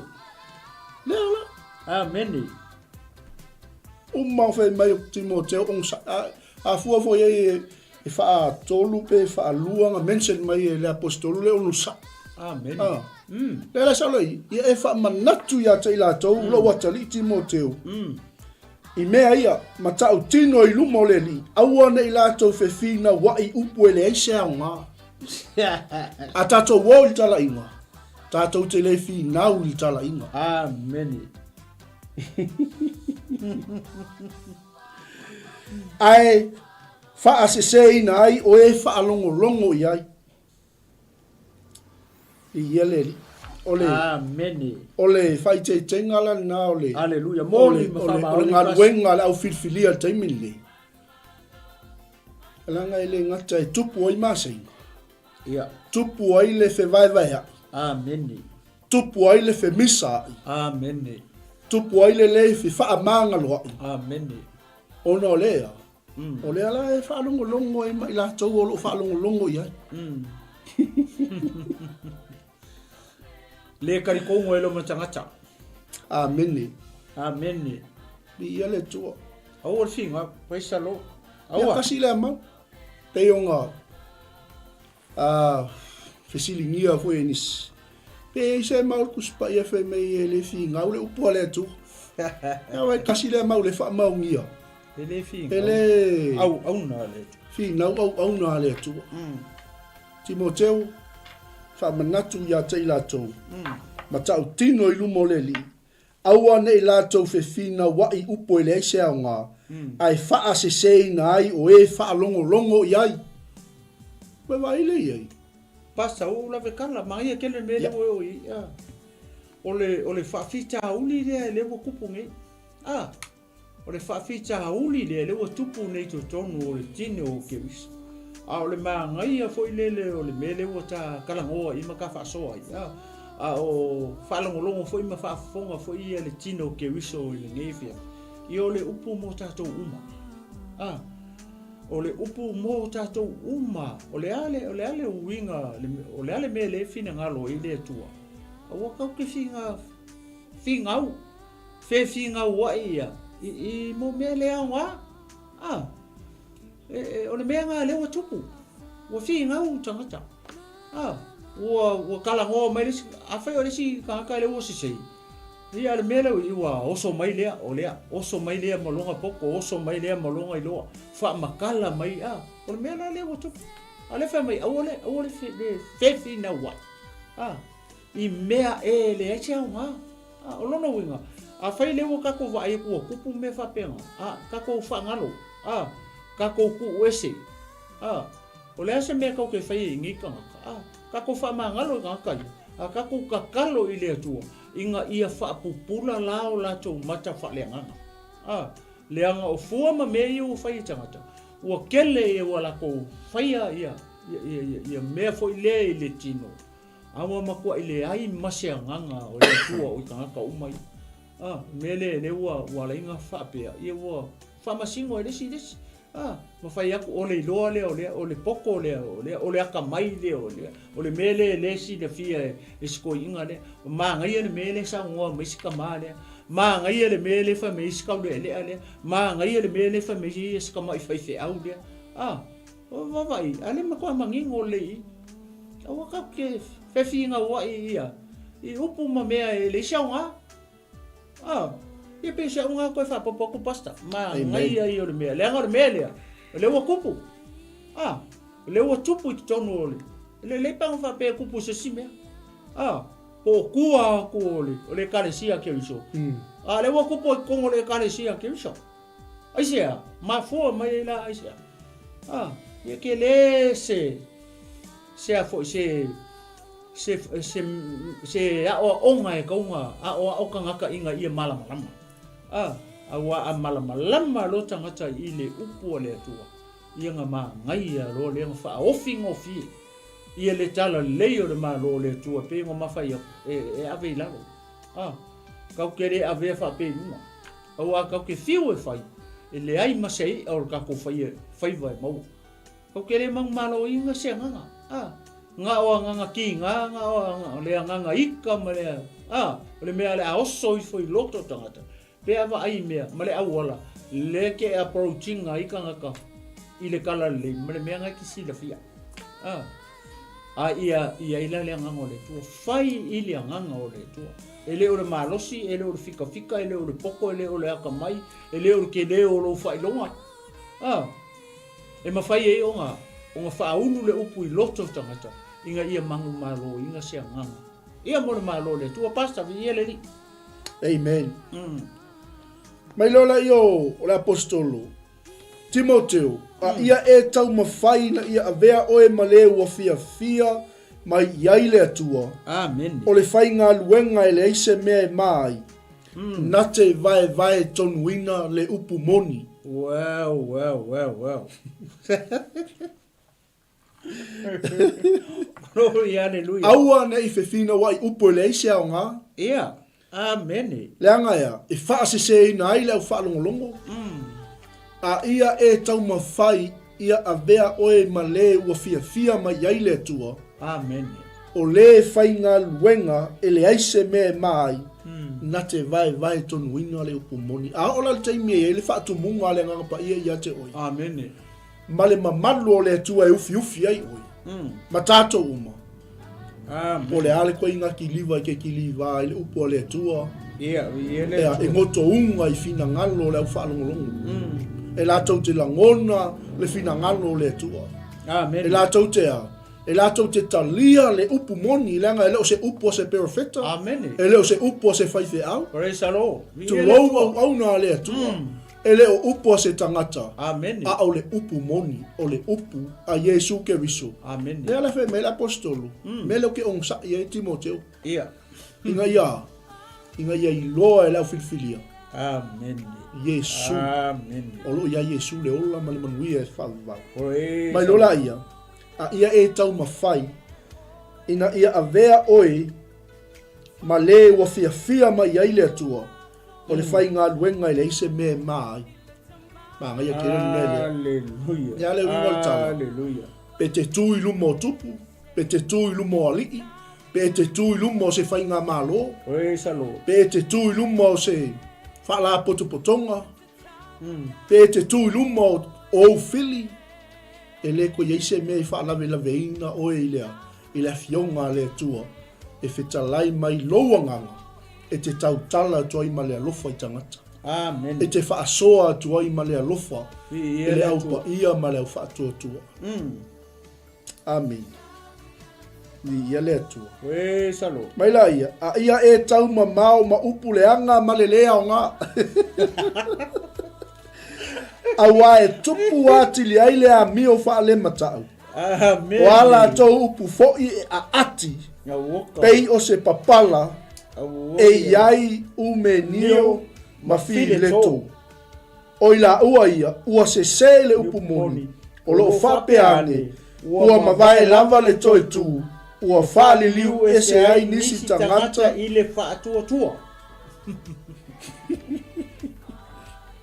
Ia tātou tau ma mau. Ia le tua ne fiafi. Ma upu le anga, ma upu e le aingi au ngā. E waile i. A wai tupu a te le aile a mio wha le mata. Amen. O ala tau upu foi ate pei o se papala. Ia. Ia se I uma o whai ungo le whai upu le. Mea lea lenga tutu la au tōi pol kalami. Lea ngā le sa tato iai le ngata le maluta e au wha le nganga au le Glory, aswana. hallelujah. Taimi nei, wa lulu ina wha vai o ainga. Wa lulu ina wha vai o ekalisia. Amen. Wa lulu ina wha vai o malo. Amen. Wa lulu ina wha vai o talitonunga. Aia. Aia tatou tau ma mao, ma upu leanga, ma upu e leini au ngā. Aua ia tatou peo le tutula au ne fiafi. Ia tatou sa ili ia Iova. O loo soi fua le tua. Amen. E leo stato ngā luenga wha amsino. Amen. Praise the O Lord. ai le wha amsino a mio tonu. Le ke riso lea. Le Yesu lea. Yesu, amen. Lea na mana o le apostolo I a Timoteo. Ina ia iloa la e le wali ia. Ia. O lo ia te ia lea. Le ola. Ma le manuia e whaavau. E leo se tangata. E leo se e kalesia se ola. E leo se e kalesia se ola e whaavau. O le ia Yesu Keriso. Amen. Ia le li. O le malisi upu manga ia le. Fe mai o le. O le wha le mata. Ia. Awa e tupu a tili aile a mio wha le matao. Ia. O ala tau upu foi ati. E pei o se papala. O le winga le o le. O le whaasoa le se fia. po u pasta papala a. Ia. Pese la fa. Ia masa. Pe ati o ia. Ia. Pe mangeso a. Se la fa po se uku. Pare karie. O le winga le o le tala foi le. Le anga a manu o le vai. e longo e le lima, e longo e le mata, e longo e le tino atua. Fai ai a. Samoa la mai. Amen. Samoa, tupulanga talavou, tulai mai. Amen. Ele ai se tangata soifua na whaia ele tu ele iso naonga. E te ilo le mea le tau mwhai mai e le apostolo ma le fionga le tu mo tatou. Ia tatou wa tau mamau. Amen. Tatou sa ili a Iova. Praise the Lord. Aua na itawhea le tō wha. Ia soa le lei wha utautanga. Praise the Lord. Ia to le lei le puli. Toi liu le wha tō whala inga. Amen. Ma e sa ili a Iova. E wha ngangana e le atua oi. I le taimi e te alu le tala inga. Praise the Lord. E ola taimi e te alu ai wa mua atu Iova. Wa fo'i mai le atua i o. Amen. I le mea le te anga i atu iai. Nanga le mga o mia e tangata lei o. Kua nganga lei o. La e tangi mai ala. Mana o mia le wha tanga. Ele e whaia iso tatou malus. Ele e whaia iso tatou wata mai. Ia, ele nā malaina sa mua le atunu pele. Ia, o le a foi e fau i lunga o le. O le au whiriwhiri ia. Salo ia, le e moli mau ia, sio tamai a le tinu. Ele e whai ngofie. Ele e whai ngofie. E whai mai la fionga le atua i le tusi o whata oto. Mtau pe lua suma lima. Ia o te tau tala lava o ia ngola wa ule pitola a ule tala wou. Ia tatou whaauta. Aua ne i mai tala whata oto. Aua e te ai tele le meli. Nei e ma ona tele ai. Ona e pua i ai lea. O le dangerous lao le mea lea. E le ngata e a fia i tangata whaalongolong. A fia i ma. Ia a fia i ma si o si o manga. Ai mai se o le tino ke iso le au pa ia ma lau whaatotu. Amen. Ia tatou sa ili a Iova. Ia kua kui lau sunga le tino. Le wa enga le so. Makwa aki au le meari. O le lava tatai. Ia, le lava tatai mi ono wa. Wa le ise tatou tau langa fiafi. Ia, haftai le li le. Ia le tua. Ia whanga umalo. O le mangai o le tusi fo le pasta peo o le winga o le whamatalanga le keimi mua mua. E le ngata fo le o le kusi fo le ave i le whaife au. Po le atali i fo le o le aposkolo. Ai o le kusi. Mga ko o le whaife au le kongo e feso. Amen. Leo e kusi sa o mai fo le ko inga i longa kari. Leanga o ia lea, o ia le whaife au i de mere, le ka le si, o le manga i fo le, lai kala ngoa mai fo le father to his son, po le kala ngoa mai fa le tama i longa kari, e te iloi upu le amakanga fo i upu fa mai, ia e fa manato, oi, Timoteo, ia e fa manato, o lai ka ukala mai le tama o i longa kari, San, ia e whamanatu. Whamanatu ia te ila tau ia mea. Matau tino ia renga. Risi foi pa sulu lima mai. Ia e tau mawhai. Timoteo, ia e tau mawhai. Amen. Manga ia foi le o lai kala ngoa mai leta ma ilona tali.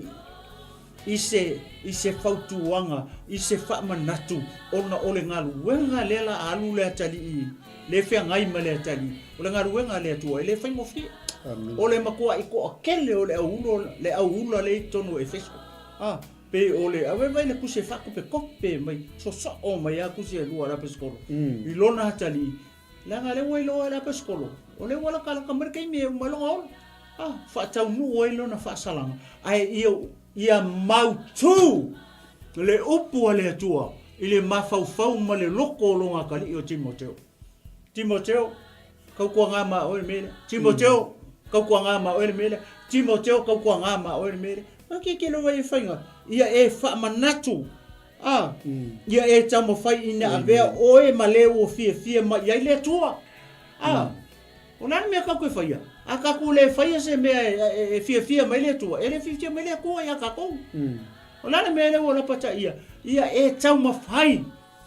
Ia whai le ngā luenga le tua. Ina ia fia ma le tua ia oi. Whawhia kako, kusale ia ma kako. O lalau mea ngai whai. O fia mai le tua i me ngai fai. Ha? O fia mai le tua i le me ngai ke fai. Ia fe sili foi nga mo ma o.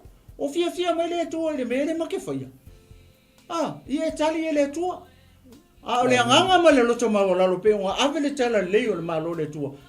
Pe o na ma fai atu ave lalo. E ave le alofa. Au ma fi nga. Ah, kai pe o le me le o, mai le ma ngai so le vi ia le tua. A mai sau popo vi e le tua le fiafi. Ah. A mai sau popo vi e le tua. Sa fa mai. A ia e tau ma mau ma upuleanga. Timoteo. A e ka oa ke palau vale le kalesia. Ia e. Vare kani. Ia e tau ma mau. A tali e tau ma mau ma upuleanga. Moi vai ai. No lai ma ko isungo I mai le tama la kam ko isungo I mai le apostolo le kusi le loko ronga kali o Timoteo. Ah. Leanga o le kusi le fa kala ia Timoteo. Timoteo mo mer Timoteo longa wa o kimo ke o fai au I mele I le ngu le o efeso. Le akua makaukia le kenge o tiana. Ah. Ale wa ku o ia la kali. Fa mo inga le apostolo longa kali la ku le I. Amen. Ah, o sian me ngalenga ku o le apostolo longa kali. Langa e lo le apostolo. O le tangata fa maoni, o le tangata lelei. Fa fenga I lo le apostolo. Ngai lo le apostolo nga o mai malanga longa lua. E aku kanga ka teipe. Makanga ka lusa. Fa makala umai I le apostolo. Ia le amio le kala mau le. A o le kama. O le Israelu ia longa kinga. A o longa kama. Ia ela e ngofo I le ngu le. Ah. Amen. O le e lengi le kama le. O le afakasi kama le. Ale wo kanga o sau malanga longa lua le ngo so mai lunga le maunga. Ah. Le wo ka o mai ai. Me la le nga fidi e le apostolo kama le. Amen. Nga o malava nga peritome o mai lo mai. Nga o mai lo e kongol mele o e fiso ku o lo. A fa mer kala le fiong pa ia le tu. Pe lua se la o mai le va o. O teipe malusa. Ma le mele ka o e fiso. Ke le I o le connection. A kong o le mala mai ia le kama I le vale pe fa rua I le fai fe au I. Ah, sia ka le fai fe au I o tau. Ah, ia ngo foi o le mangeli. Malo. Le mele. Ah, vi le tua. Amen. Ah, le wa fa mangaku ku umai le tama. Ah, I lona tali fa le nganga. Ah, ia longa faiva malonga ki uke le la fai le ngalu wenga le to male ka le sia le la fa ngai mai ele se me fa ngofi. Ah, Amen. vi ia le to I nei fe ia fa so solo mai lo le lo ai le fa e pengo fa kupe o la e kaukala me la paso ai ui lava I le o fa vai mau o le tu lava le o lo iai le nei fa ilonga. Ah, o upu ia fa mai lo le le la wo o mai la lo fo ipo e sfuru iwa basta. Amen. Wa le wo e fo I mai lunga I vai le si me le fa manga ku mai ye e tau mau ma upuleanga ma le anga wa e kupu akili ai le a mi fa le matau o upu kanga ah po le awali nga le ngai fa soi e aki kai peila o le au fai upu e foi kanga fai upu aki ko le karesia. Ah, hallelujah. Oi tanga fai upu aki ngai ko kongo le kalesia male loko ngai ke ngadue. O le I lai ngo o menio mafile to. Ah. E tanga fa pe ko kongo le kalesia. Kama fo I fai upu. Ah. Makele la vele me fai la uma. Pele. Kala ngapa. Oi vai le ka le media. Ole tama ia le kokongu le kalesia e feso le wori. Amen. Le au fai upu aki ia. Ah. Le au fai ko fai. Le au fai ko fai o e feso le loko kongu I. Le me le fai fe au ia. Yes, kama Timoteo. Ska mai kile. Io, ale la wo na tu la vai ngo for ko inga yo. E ngo fai lo ma le nga ke lo ar ko lua le kongu I. Ah, atali. Vai ko. Pe ofo. Wo ia nga ka mi nga fa aku nga ele e kalesia. Nga mako aku foi ma fipe ma. ku ua i ngā au alu Ierusalema whapea ua i wheo ki a ngai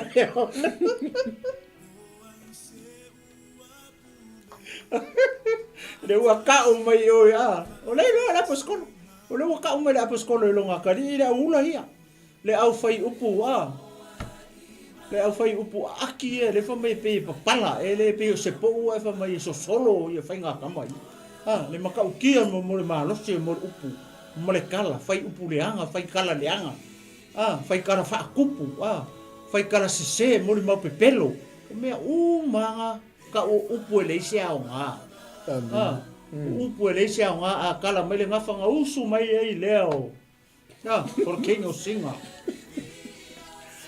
i le kamaroa e mo i pau whai whae le ngawha le mau e kama fu le makai mai oi o sidna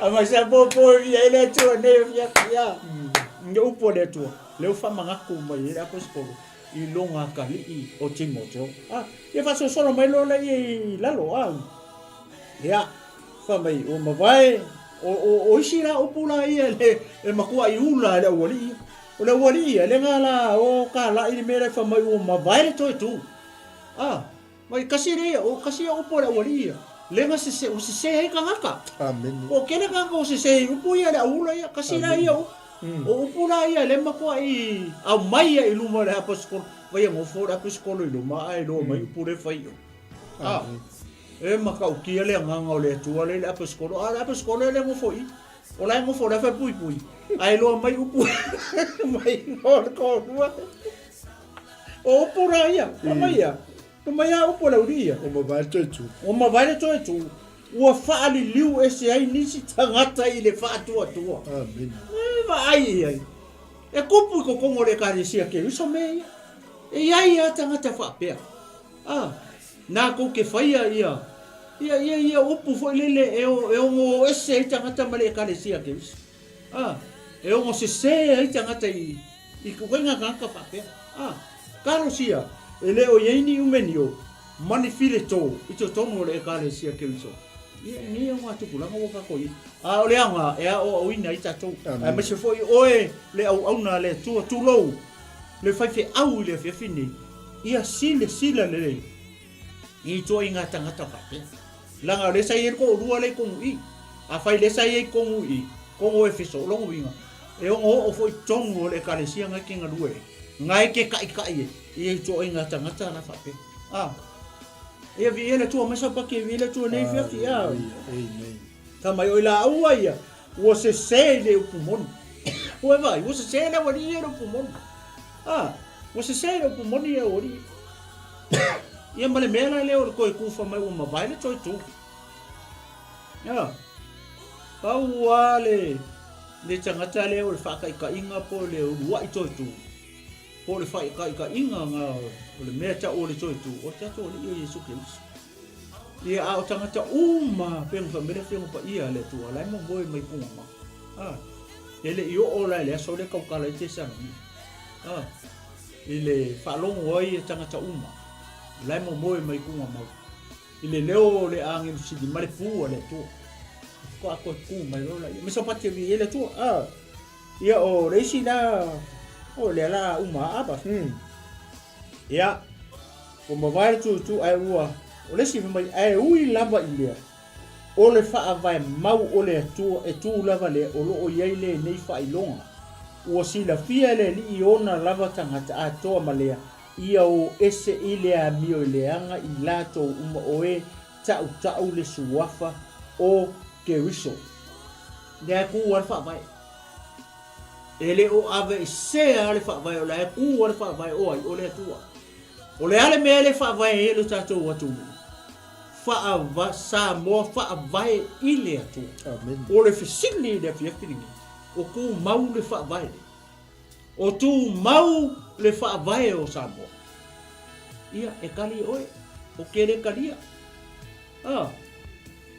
na foi si le fia au fai to fa mai la to o lo la to faia le malo si o tatou atu o le fisili pe ona fai mai le apostolo Paulo i longa kali fa le nganga o Timoteo a o le whaavae ku mau. Amen. O le fisili, o ku mau le whaavae o le atua i le ekalesia ngake whai. Hallelujah.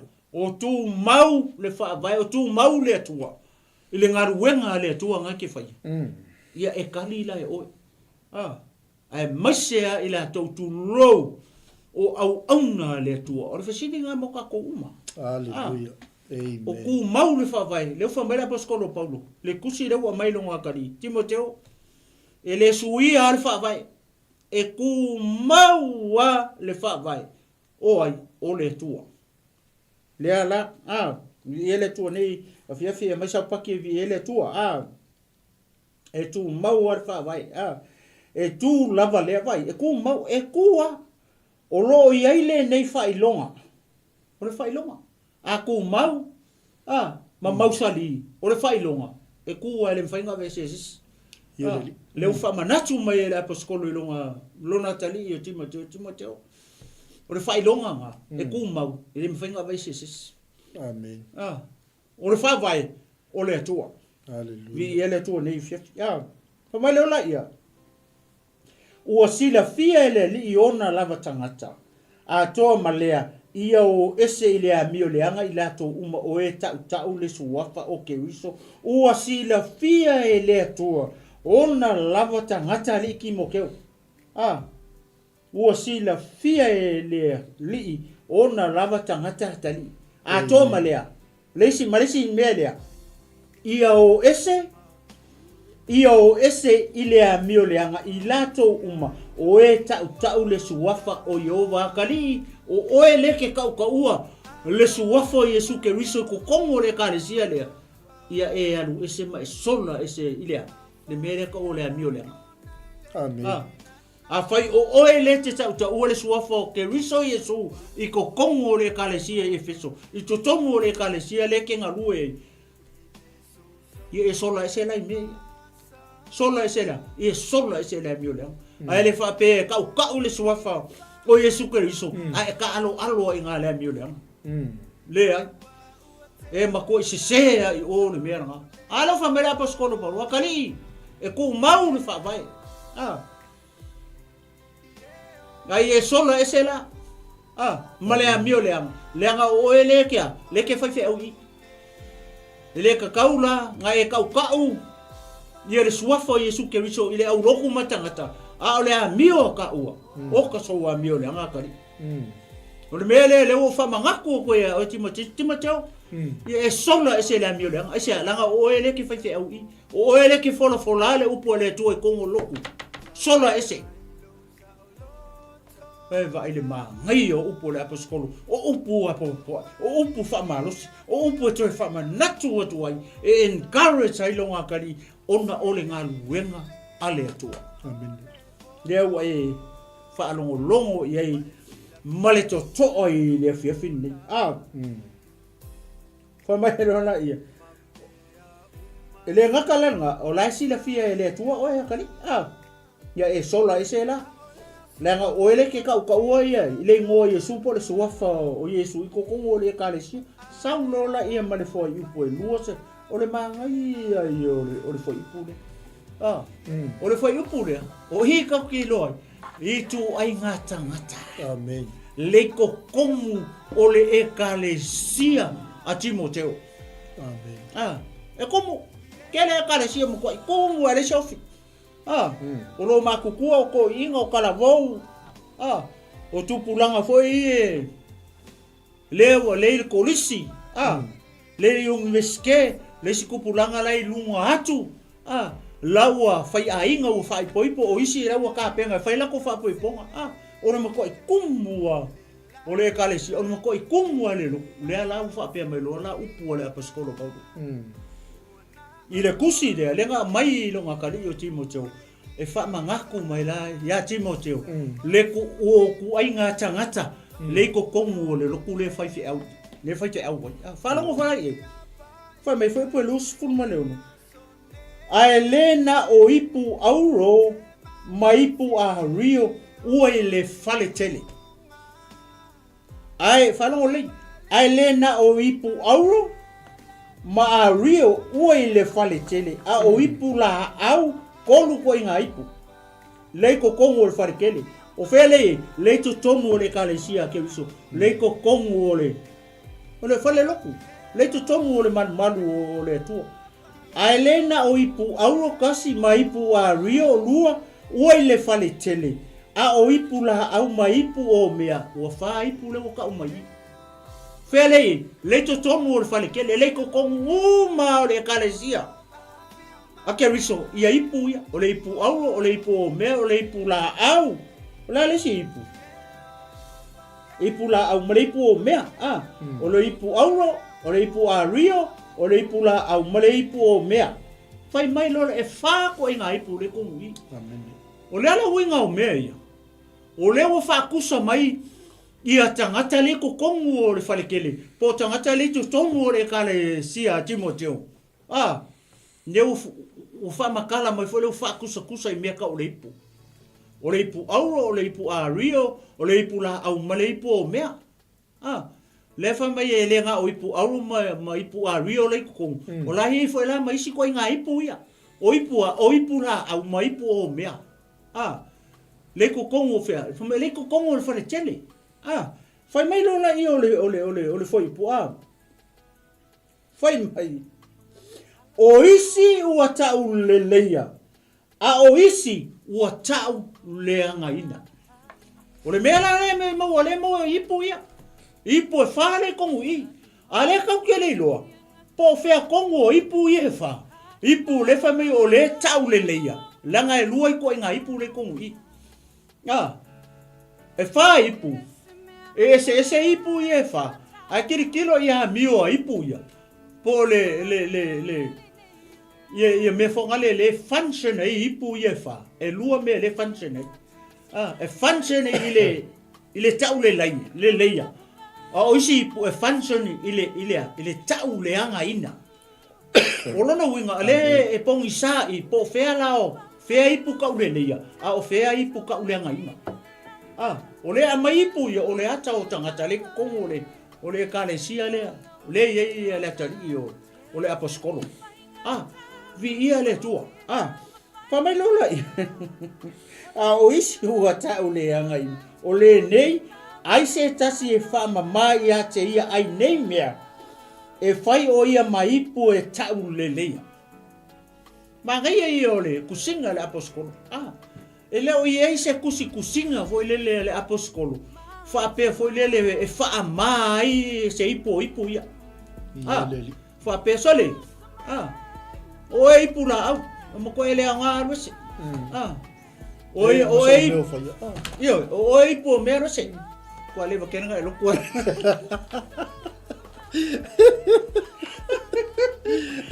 nga manga ka mai ko inga ipu ia fa ka mai marko inga function ai le ko inga nga le nga e ka ule le ia ma le ka ule anga inga oso mai lo ilalo ka ngolo la io la aposkolo fa makala le lei mai ale me tau na ile ele o fa ma foi le aposkolo ia ipu wa fa ko inga ipu ko se itu ka ko mai e fa ko inga kanga e fa tangata pe fa maka fa le ko ngi ya mai tina o kama sorry la cooking mai peta ma abas mai fa kai nga mo fa kai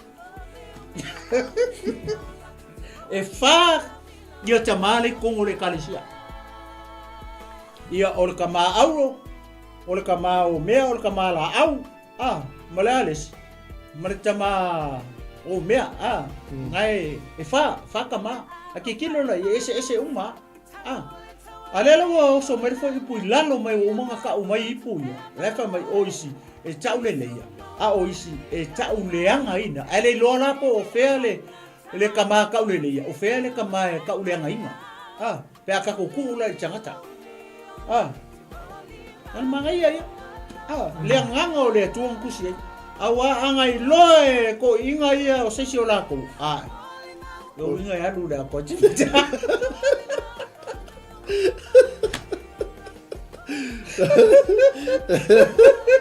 me que soy Ia tua tia e whau maa.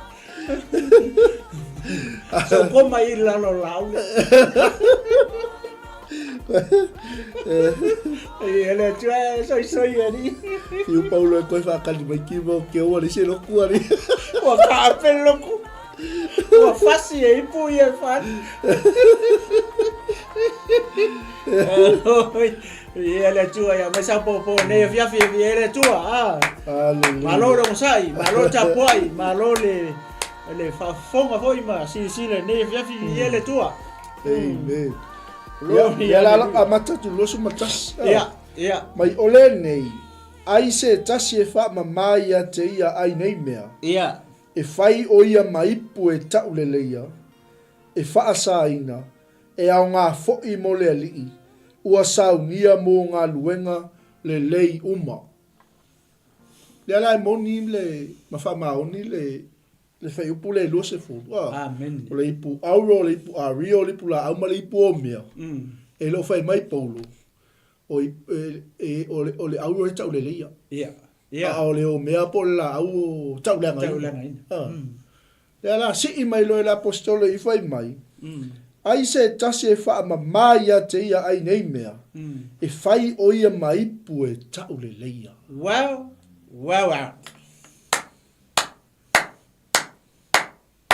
Ia le tua. So pe ipu auro, pe ipu ario, pe ipu o mea, pe ipu la au. Amen. Ai loa e tangata wha ma ia te ia. Amen.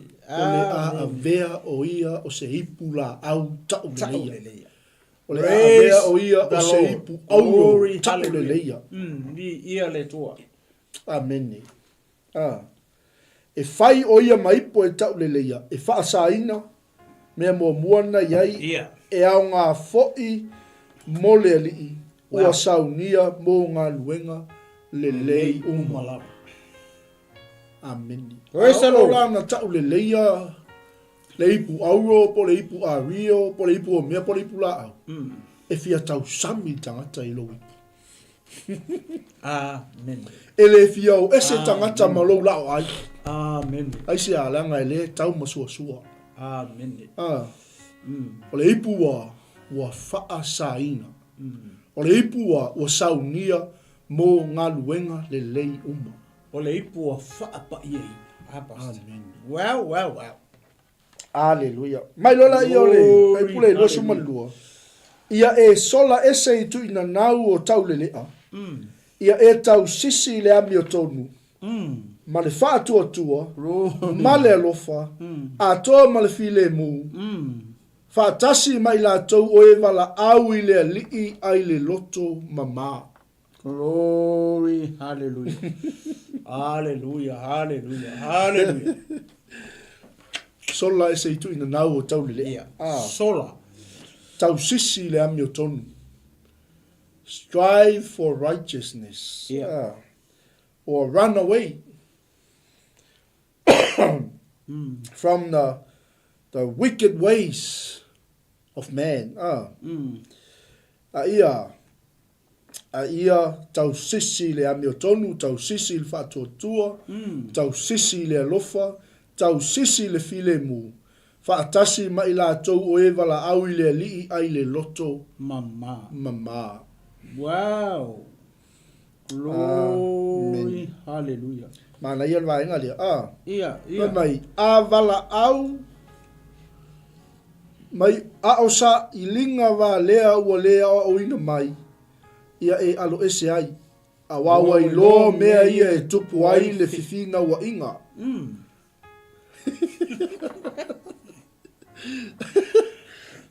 Mana ia vai nga le wa mai le apostolo i. Ia past. Ele ngata o le ua mai o io mai ma matua i. Fata oto mai le apostolo le ipu ia fa. Ele ai ma se ipu ia o femela apostolo o le au o tau le leia. O le o mea e tau le leia. E mea, ai o le tangata, ai o se tasi o ipu ia ia. E wha mama ia te ia. E whaila o ia mai ipu e tau le leia. O le mana ia lor whata tianga minga le apostolo i femele o le apostolo.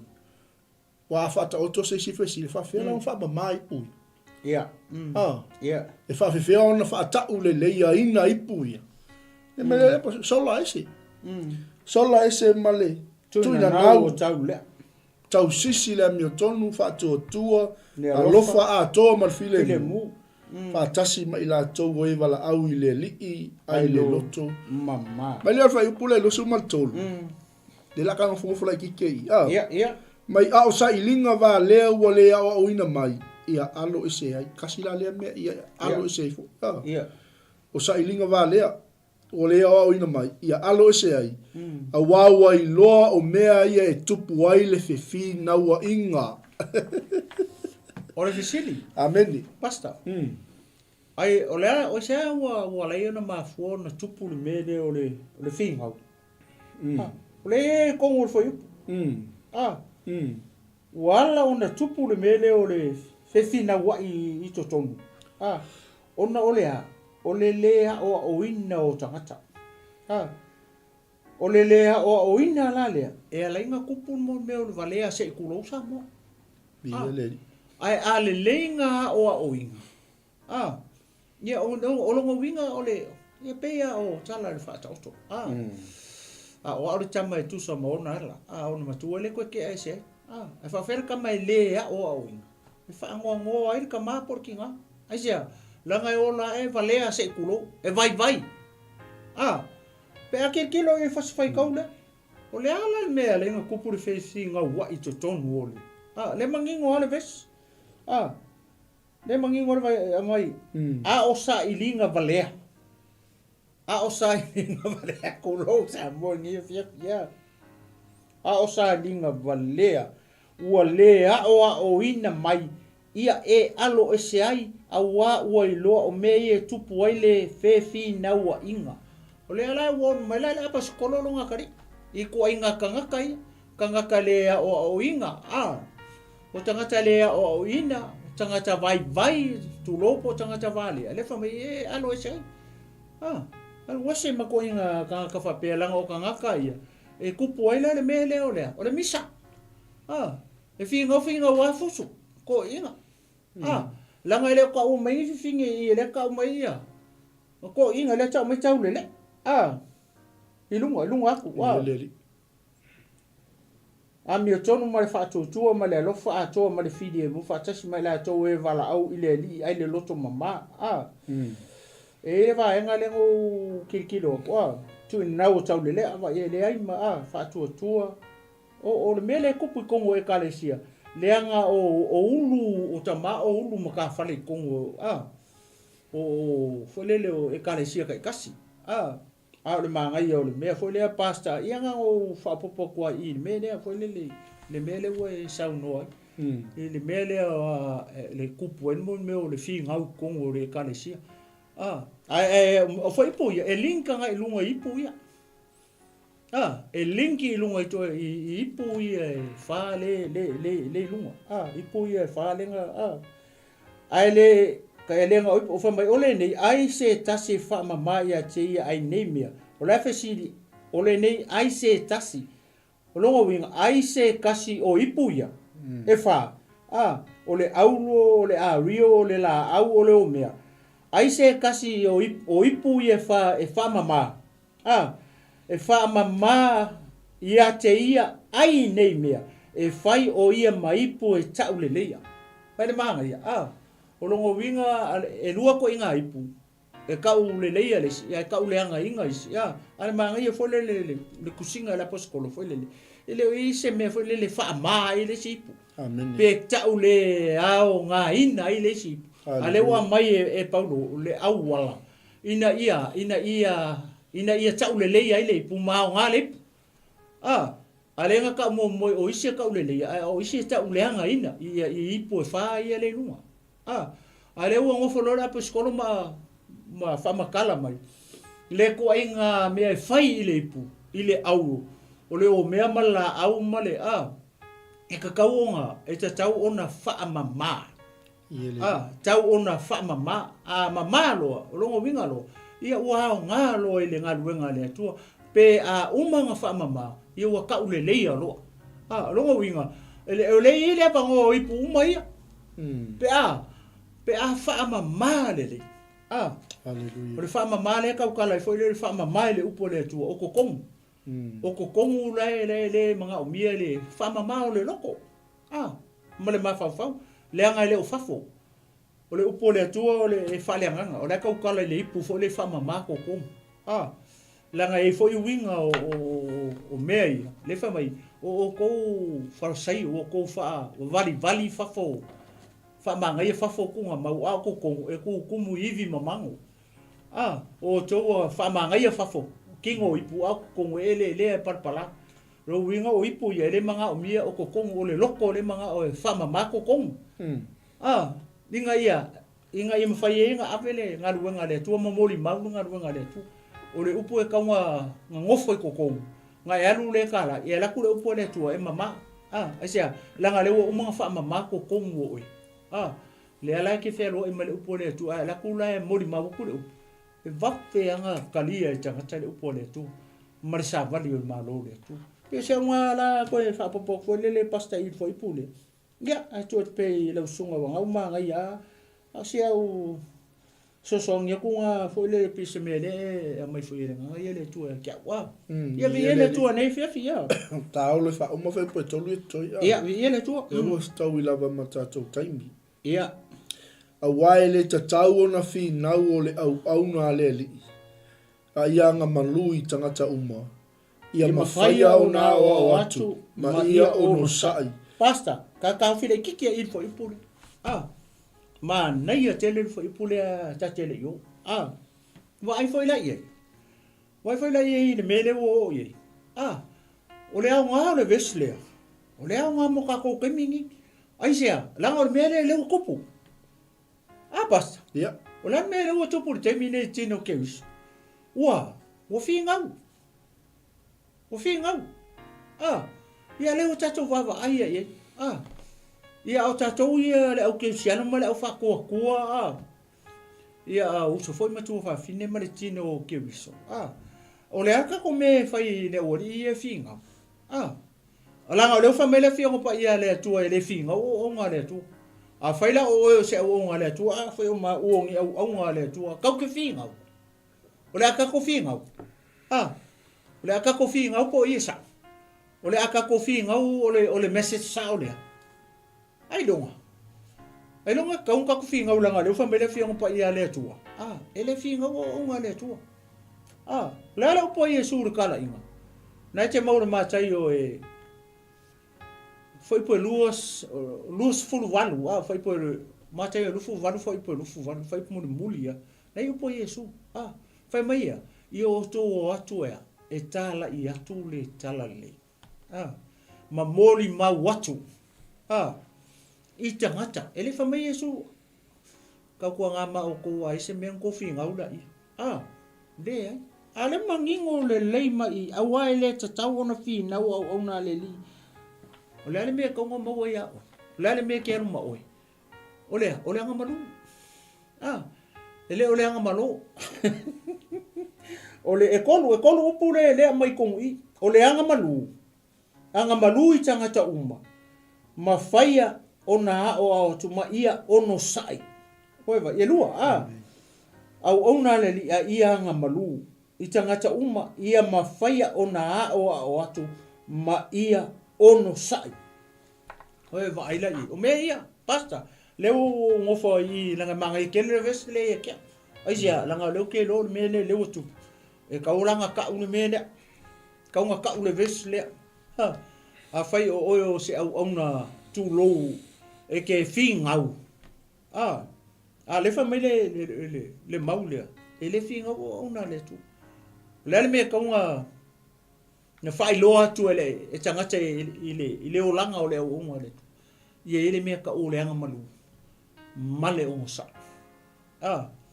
ye foi o le anga pa ia e tau ona fua mai e tau ona tangia atu ia Timoteo I fa penga fo o ele ke mai mo mai ni fifi o me e tau nga kangia aku I lo soifua ia ma o foi ola ia I loa I tangata a ele kau ke le finga Ia marenga whalon past. Viele tua. Amen. Malo faso. O le whaingofia i o le mea lea. A tatou whaasao-ina le foi upule o le fionga le tua. Ia, viele tua. A whapefi ngau maa ua ma le tamai le tino. I nia ua ulawa ia upu whaingofia. E leo maa ua ni au na le tua. Tulou le au na le tua le nefiafi. A fina wau ma seisi au na. E leo maa ua ni au na le li. A le whakua au mangwhai mai paulo i. Timoteo, ia e alo e se mai tu ina nau o tau le lea. Amen. A ia, tau sisi le ami o tonu. Tau sisi le wha tua tua. Tau sisi le alofa. A toa ma le fi le mu. A le sau i whai mai paulo. E le fi ngau le si a kako bea le. Humble yourself. And be patient. Hallelujah. Praise the Lord. Mai, a wae le tatau o na fi nau o au na le li. Le tua. A ia anga malu i tangata uma. Well. Ia mawhaia o na o atu. Ma ia ono sai ia o atu ma le anga malu. I e o fi nau mai. Pe mawhai lava le atua o na fua i atu ia te ila tou. Le salamo. Ina ia la tou i loa le leile upu moni. Ia la tou wala mai fo ina moe. Ile mai leia ti apolo. O e ua maua ia ina ia whaia lona lava fina ngalo. Amen. Pe vai le ngā maka i le ono sai. Le wato e whaai u i le ono sai. Se wha maoni o lupo le tua. Le tua. Pe mea le apostolo ia Timoteo. Lo watali i e Timoteo. O le mea leo te ono sai ai le au filifilia. Na ia lato i loa le lei. O le ola o lo iake wiso. O le manuia e whaavavau o lo iake wiso Yesu. Glory, hallelujah. O le mea leo te ai oia tu ai Timoteo. Ia e alo ese i tu ina nau. A ia e tau sisi le ami o tonu. Tau sisi le whātua tua. Tau sisi le alofa. A toa ma le file mu. Wai wai e. Glory. Ese le whaingofie. Let's humble ourselves. Amen. Let's not debate the word of God. O le upu wa umana tusia. Amen. E le toe iai se tangata na tea. Ave ese pe whaupopo. Amen.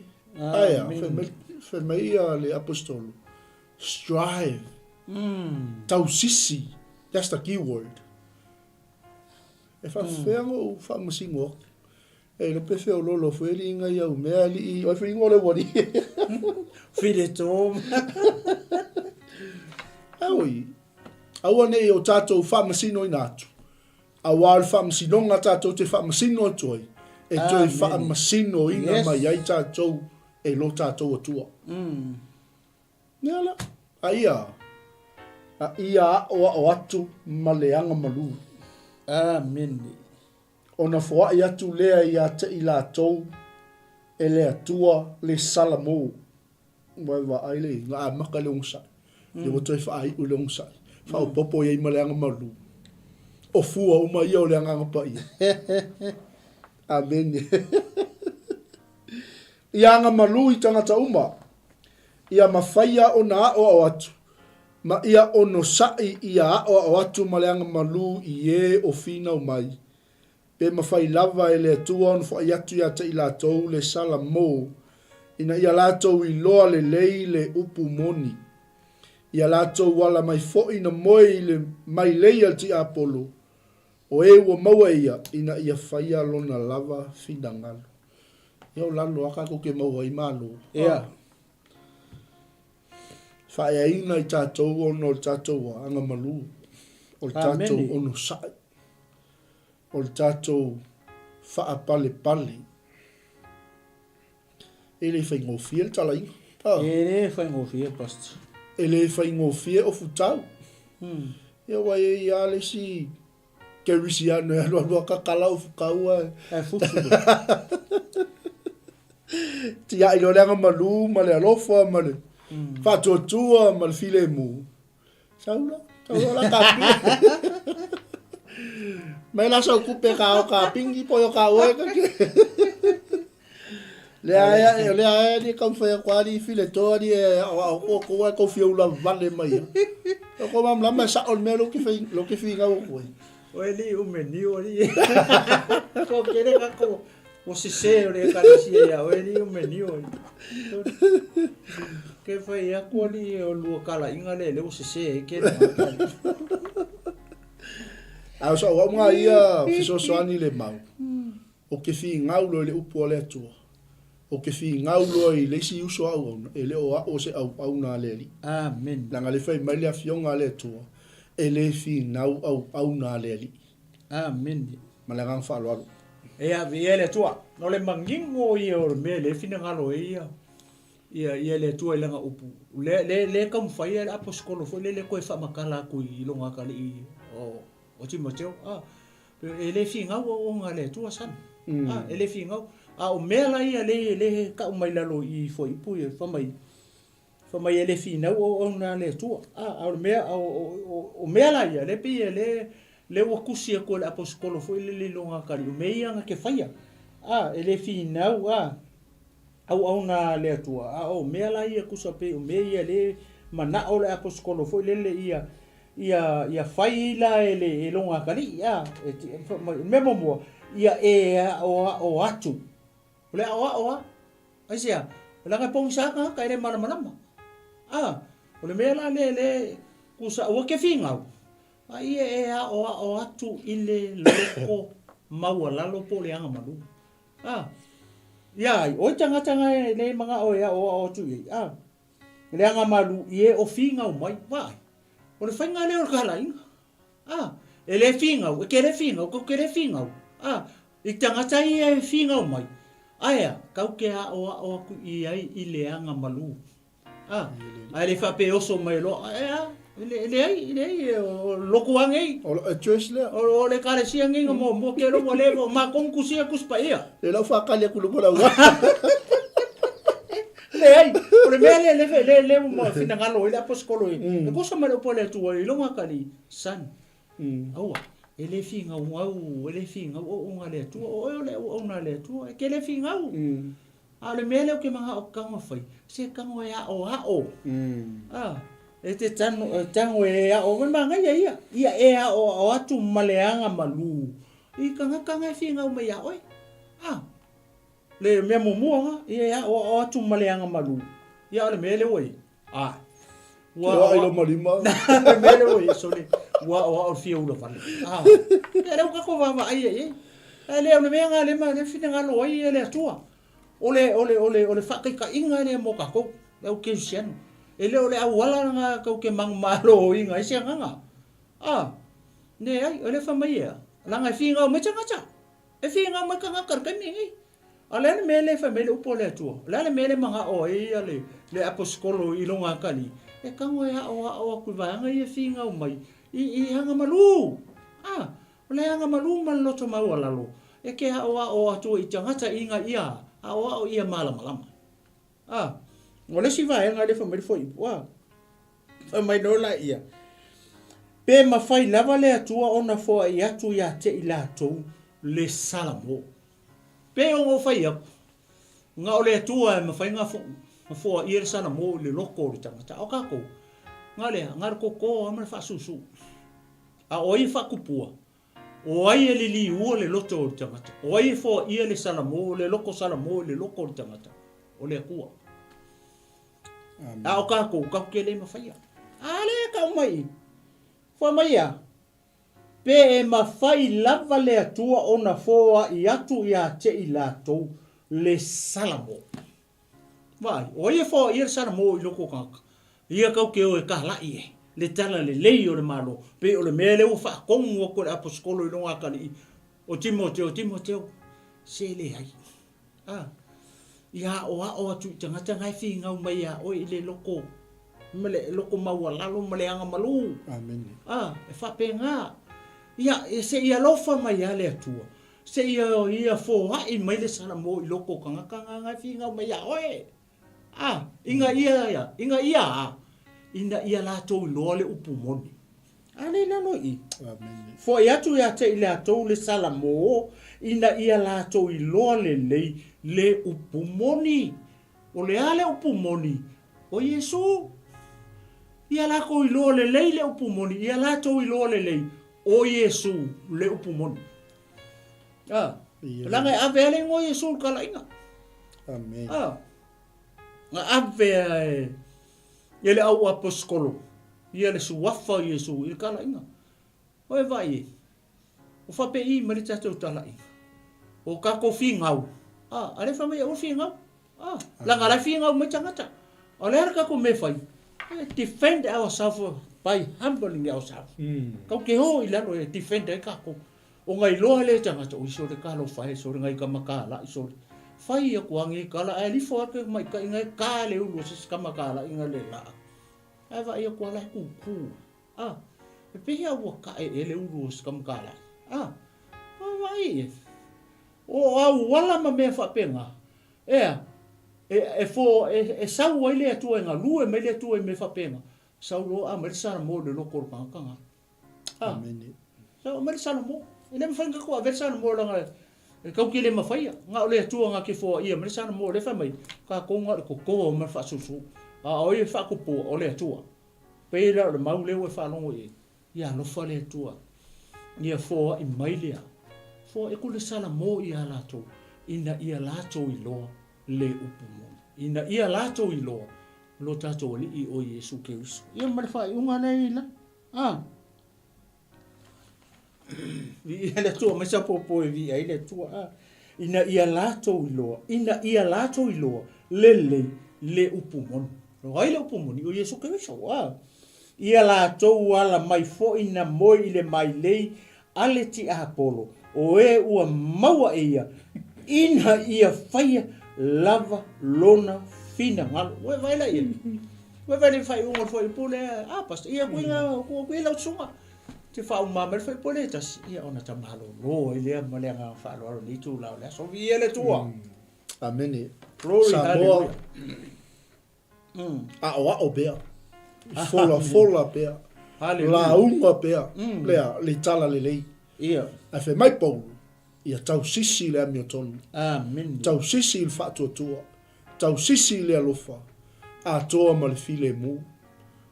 O le awala na tātou te momolia le sa vali o le tala le lei I le tātou tala inga. Ai awane o tātou finau. Le anga la le ufa ai u tala le apostol. E fiala mai la le waenga ianga momoi. Momoi mai le ati apolo. ele tu Ngalia. O na la tou faia lea o le fina ngalo lea tua. amen O ngau lea wa. Ua malama I le tala inga. amen Ai fa feo na malama. Pe a o maleanga malu. Pe a ono sai I lupu fai. loto mawala Pe a ono sai I e fina o mai. Pe a ono sai le au tau ai maa. Pe a ono sai le au fai upu leanga. vi ele tua pastor Kai pe ia le o la u fa so fo I le tamaya le tino. Se le o ska konga luenga. amen Ele o se tatou tala inga. vi ele Ele o se tatou mission. vi ele O le ngā luenga le tua. O ia na wala awina I tatou. glory hallelujah Mea lea lea kako polonga. Ia Lea le- ngau kako whaia o le tatou ngā luenga. O tatou whaia o le tatou tala inga. O Ia tatou le- whaia I le tatou poto ma le tatou watamai. amen Ai ua la foa I le o le ngā luenga. Amen. ele tua Mea lea ua la foa I iau penga. Ma talai ai o futau o nisi o uso a ke visian. O whai le malos. Ai ngalo I le na wala awina. amen Le na filfilia. glory I tātou I le whi au ma le ngā luenga. mm Samoa, ia, o le tātou manaina ni vaenga o le fiafi. A whai o loa fiafi nei. Toi se saa al whao. Toi liu whātou whala inga. Le ngā leo pe wa foi. Le mea foi le li. Ina ia awane I o le tatalo, o le ki leo o le tātou tala inga. vi ele tua Awane o tātou, awane I whaapito manu ia tasi. Amen. glory O hallelujah tātou umo whanau a le tua. Ne ia tātou whealo whani. amen Ei loa I tātou o le laulang. loa I tātou e laulangi o so o moni a Iesu Keriso. Ele li. Lea nau ai le apostolo ina ia I loa le le tangata lea. Ele li. O lo iai le ola. O lo iai ma le manuia e whawau. O le tātou tala inga na. Ina ia lofa mai le tua. Praise the Lord. Ele li. Toi liu le. Whātou whala inga. O lo soifua Iova. Toi sao le le whautautanga. Ina ia mawhai ona to'o le le pule. Ina ia iai le tō whama mau. Iai le whautautanga. Ina ia aua ne ia ta whea I le ala. Le tō whama le whautautanga. Ona mea lo tūlai mai. O tātou umo whanau le atua. Tātou te tatalo le tasi mo le tasi. Amen. Tātou tūli vai le li.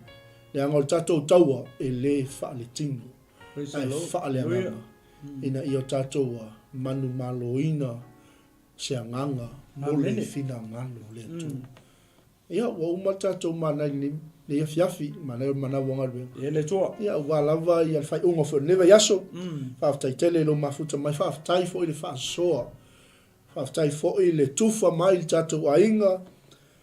O lo whapenao na au mai komeni o whamanuianga. Ele tua. Whaftai tele lava. Lango. Tai fo I le lango mai.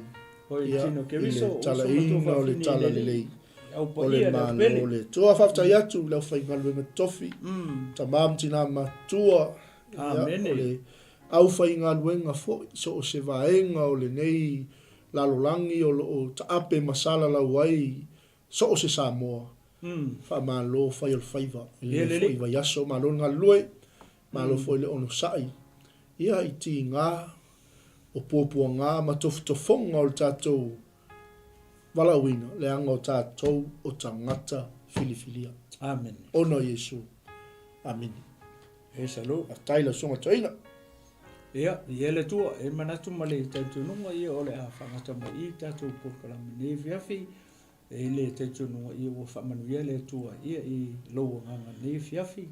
Tele ni mea ngā mani mea lele ia o tātou mau whaatasi ne fiafi ia I le fionga pa ia le tua ia mo le toi whaapopo atu fo I mo le toi le ngā whaataitele ia I le tino ke wiso ma le au pa ia ne fiafi ia le au pele ia ma le au whaatuatua ia I tua fia o ia o Aotearoa ia whapeatulu inga umo nei la rangi I mo mapaanga ma inga ma se o le au whaingaluanga pa ia le tua o e o lo fia foi mata po ia le nei ala leo man nei ala ta ia toi fia momoli atu le nga fa tai tele o le polkalame faiul nei o Manai o Manava ni foi vai aso ta to o lia vai aso fo le aso fo pe ta to o lia fa ta si le fo male nga le o le to ia toi mo se si so ia o le Manai o Manava nga o le temi ia o le a fa ngata mai I le ta to polkalame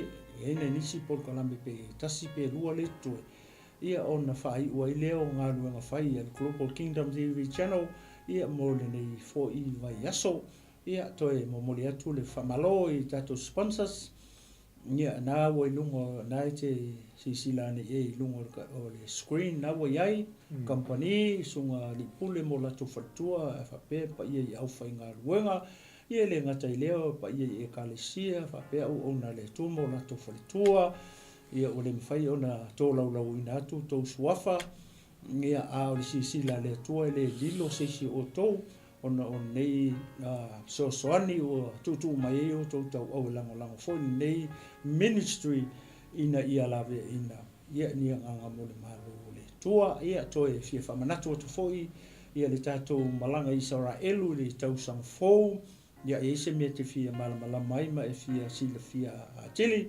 ia ona wala au mai leo le sunga le li pule ia na ua tele la vai lunga o tātou page ia na i ma numera o le telefoni te wala au mai pa fai e se me te fia visilingia e se me te fia malamalama ia ona ua tala noa le ma le sunga le li fatonu pasta mai ia ma faa I loa atu watili le mea olo e fia sila fia ia a ole teminei ia ole a whaiwina I tātou li talo pupu ia na tātou malo lo ai lea tā pena mai inisio polkalame o tutoe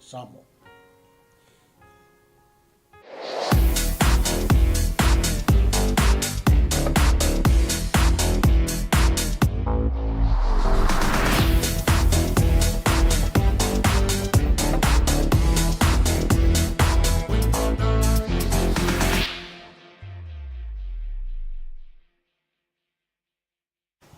Hey sis, where are you going? Oh, I'm just heading out to find a place to send money to my uncle in Samoa. Oh, why waste time and petrol? You can use UP Group Money. You can send money to Samoa and it's really fast. Really? Yeah. Can I sign up online? Yeah, it's really simple. Sweet, I'll do it now. Okay, bye. Bye. Sending money to your loved ones in Samoa has never been easier with the UP Group Money Transfer. Our service allows you to transfer money quickly and securely from the comfort of your home or anywhere in New Zealand.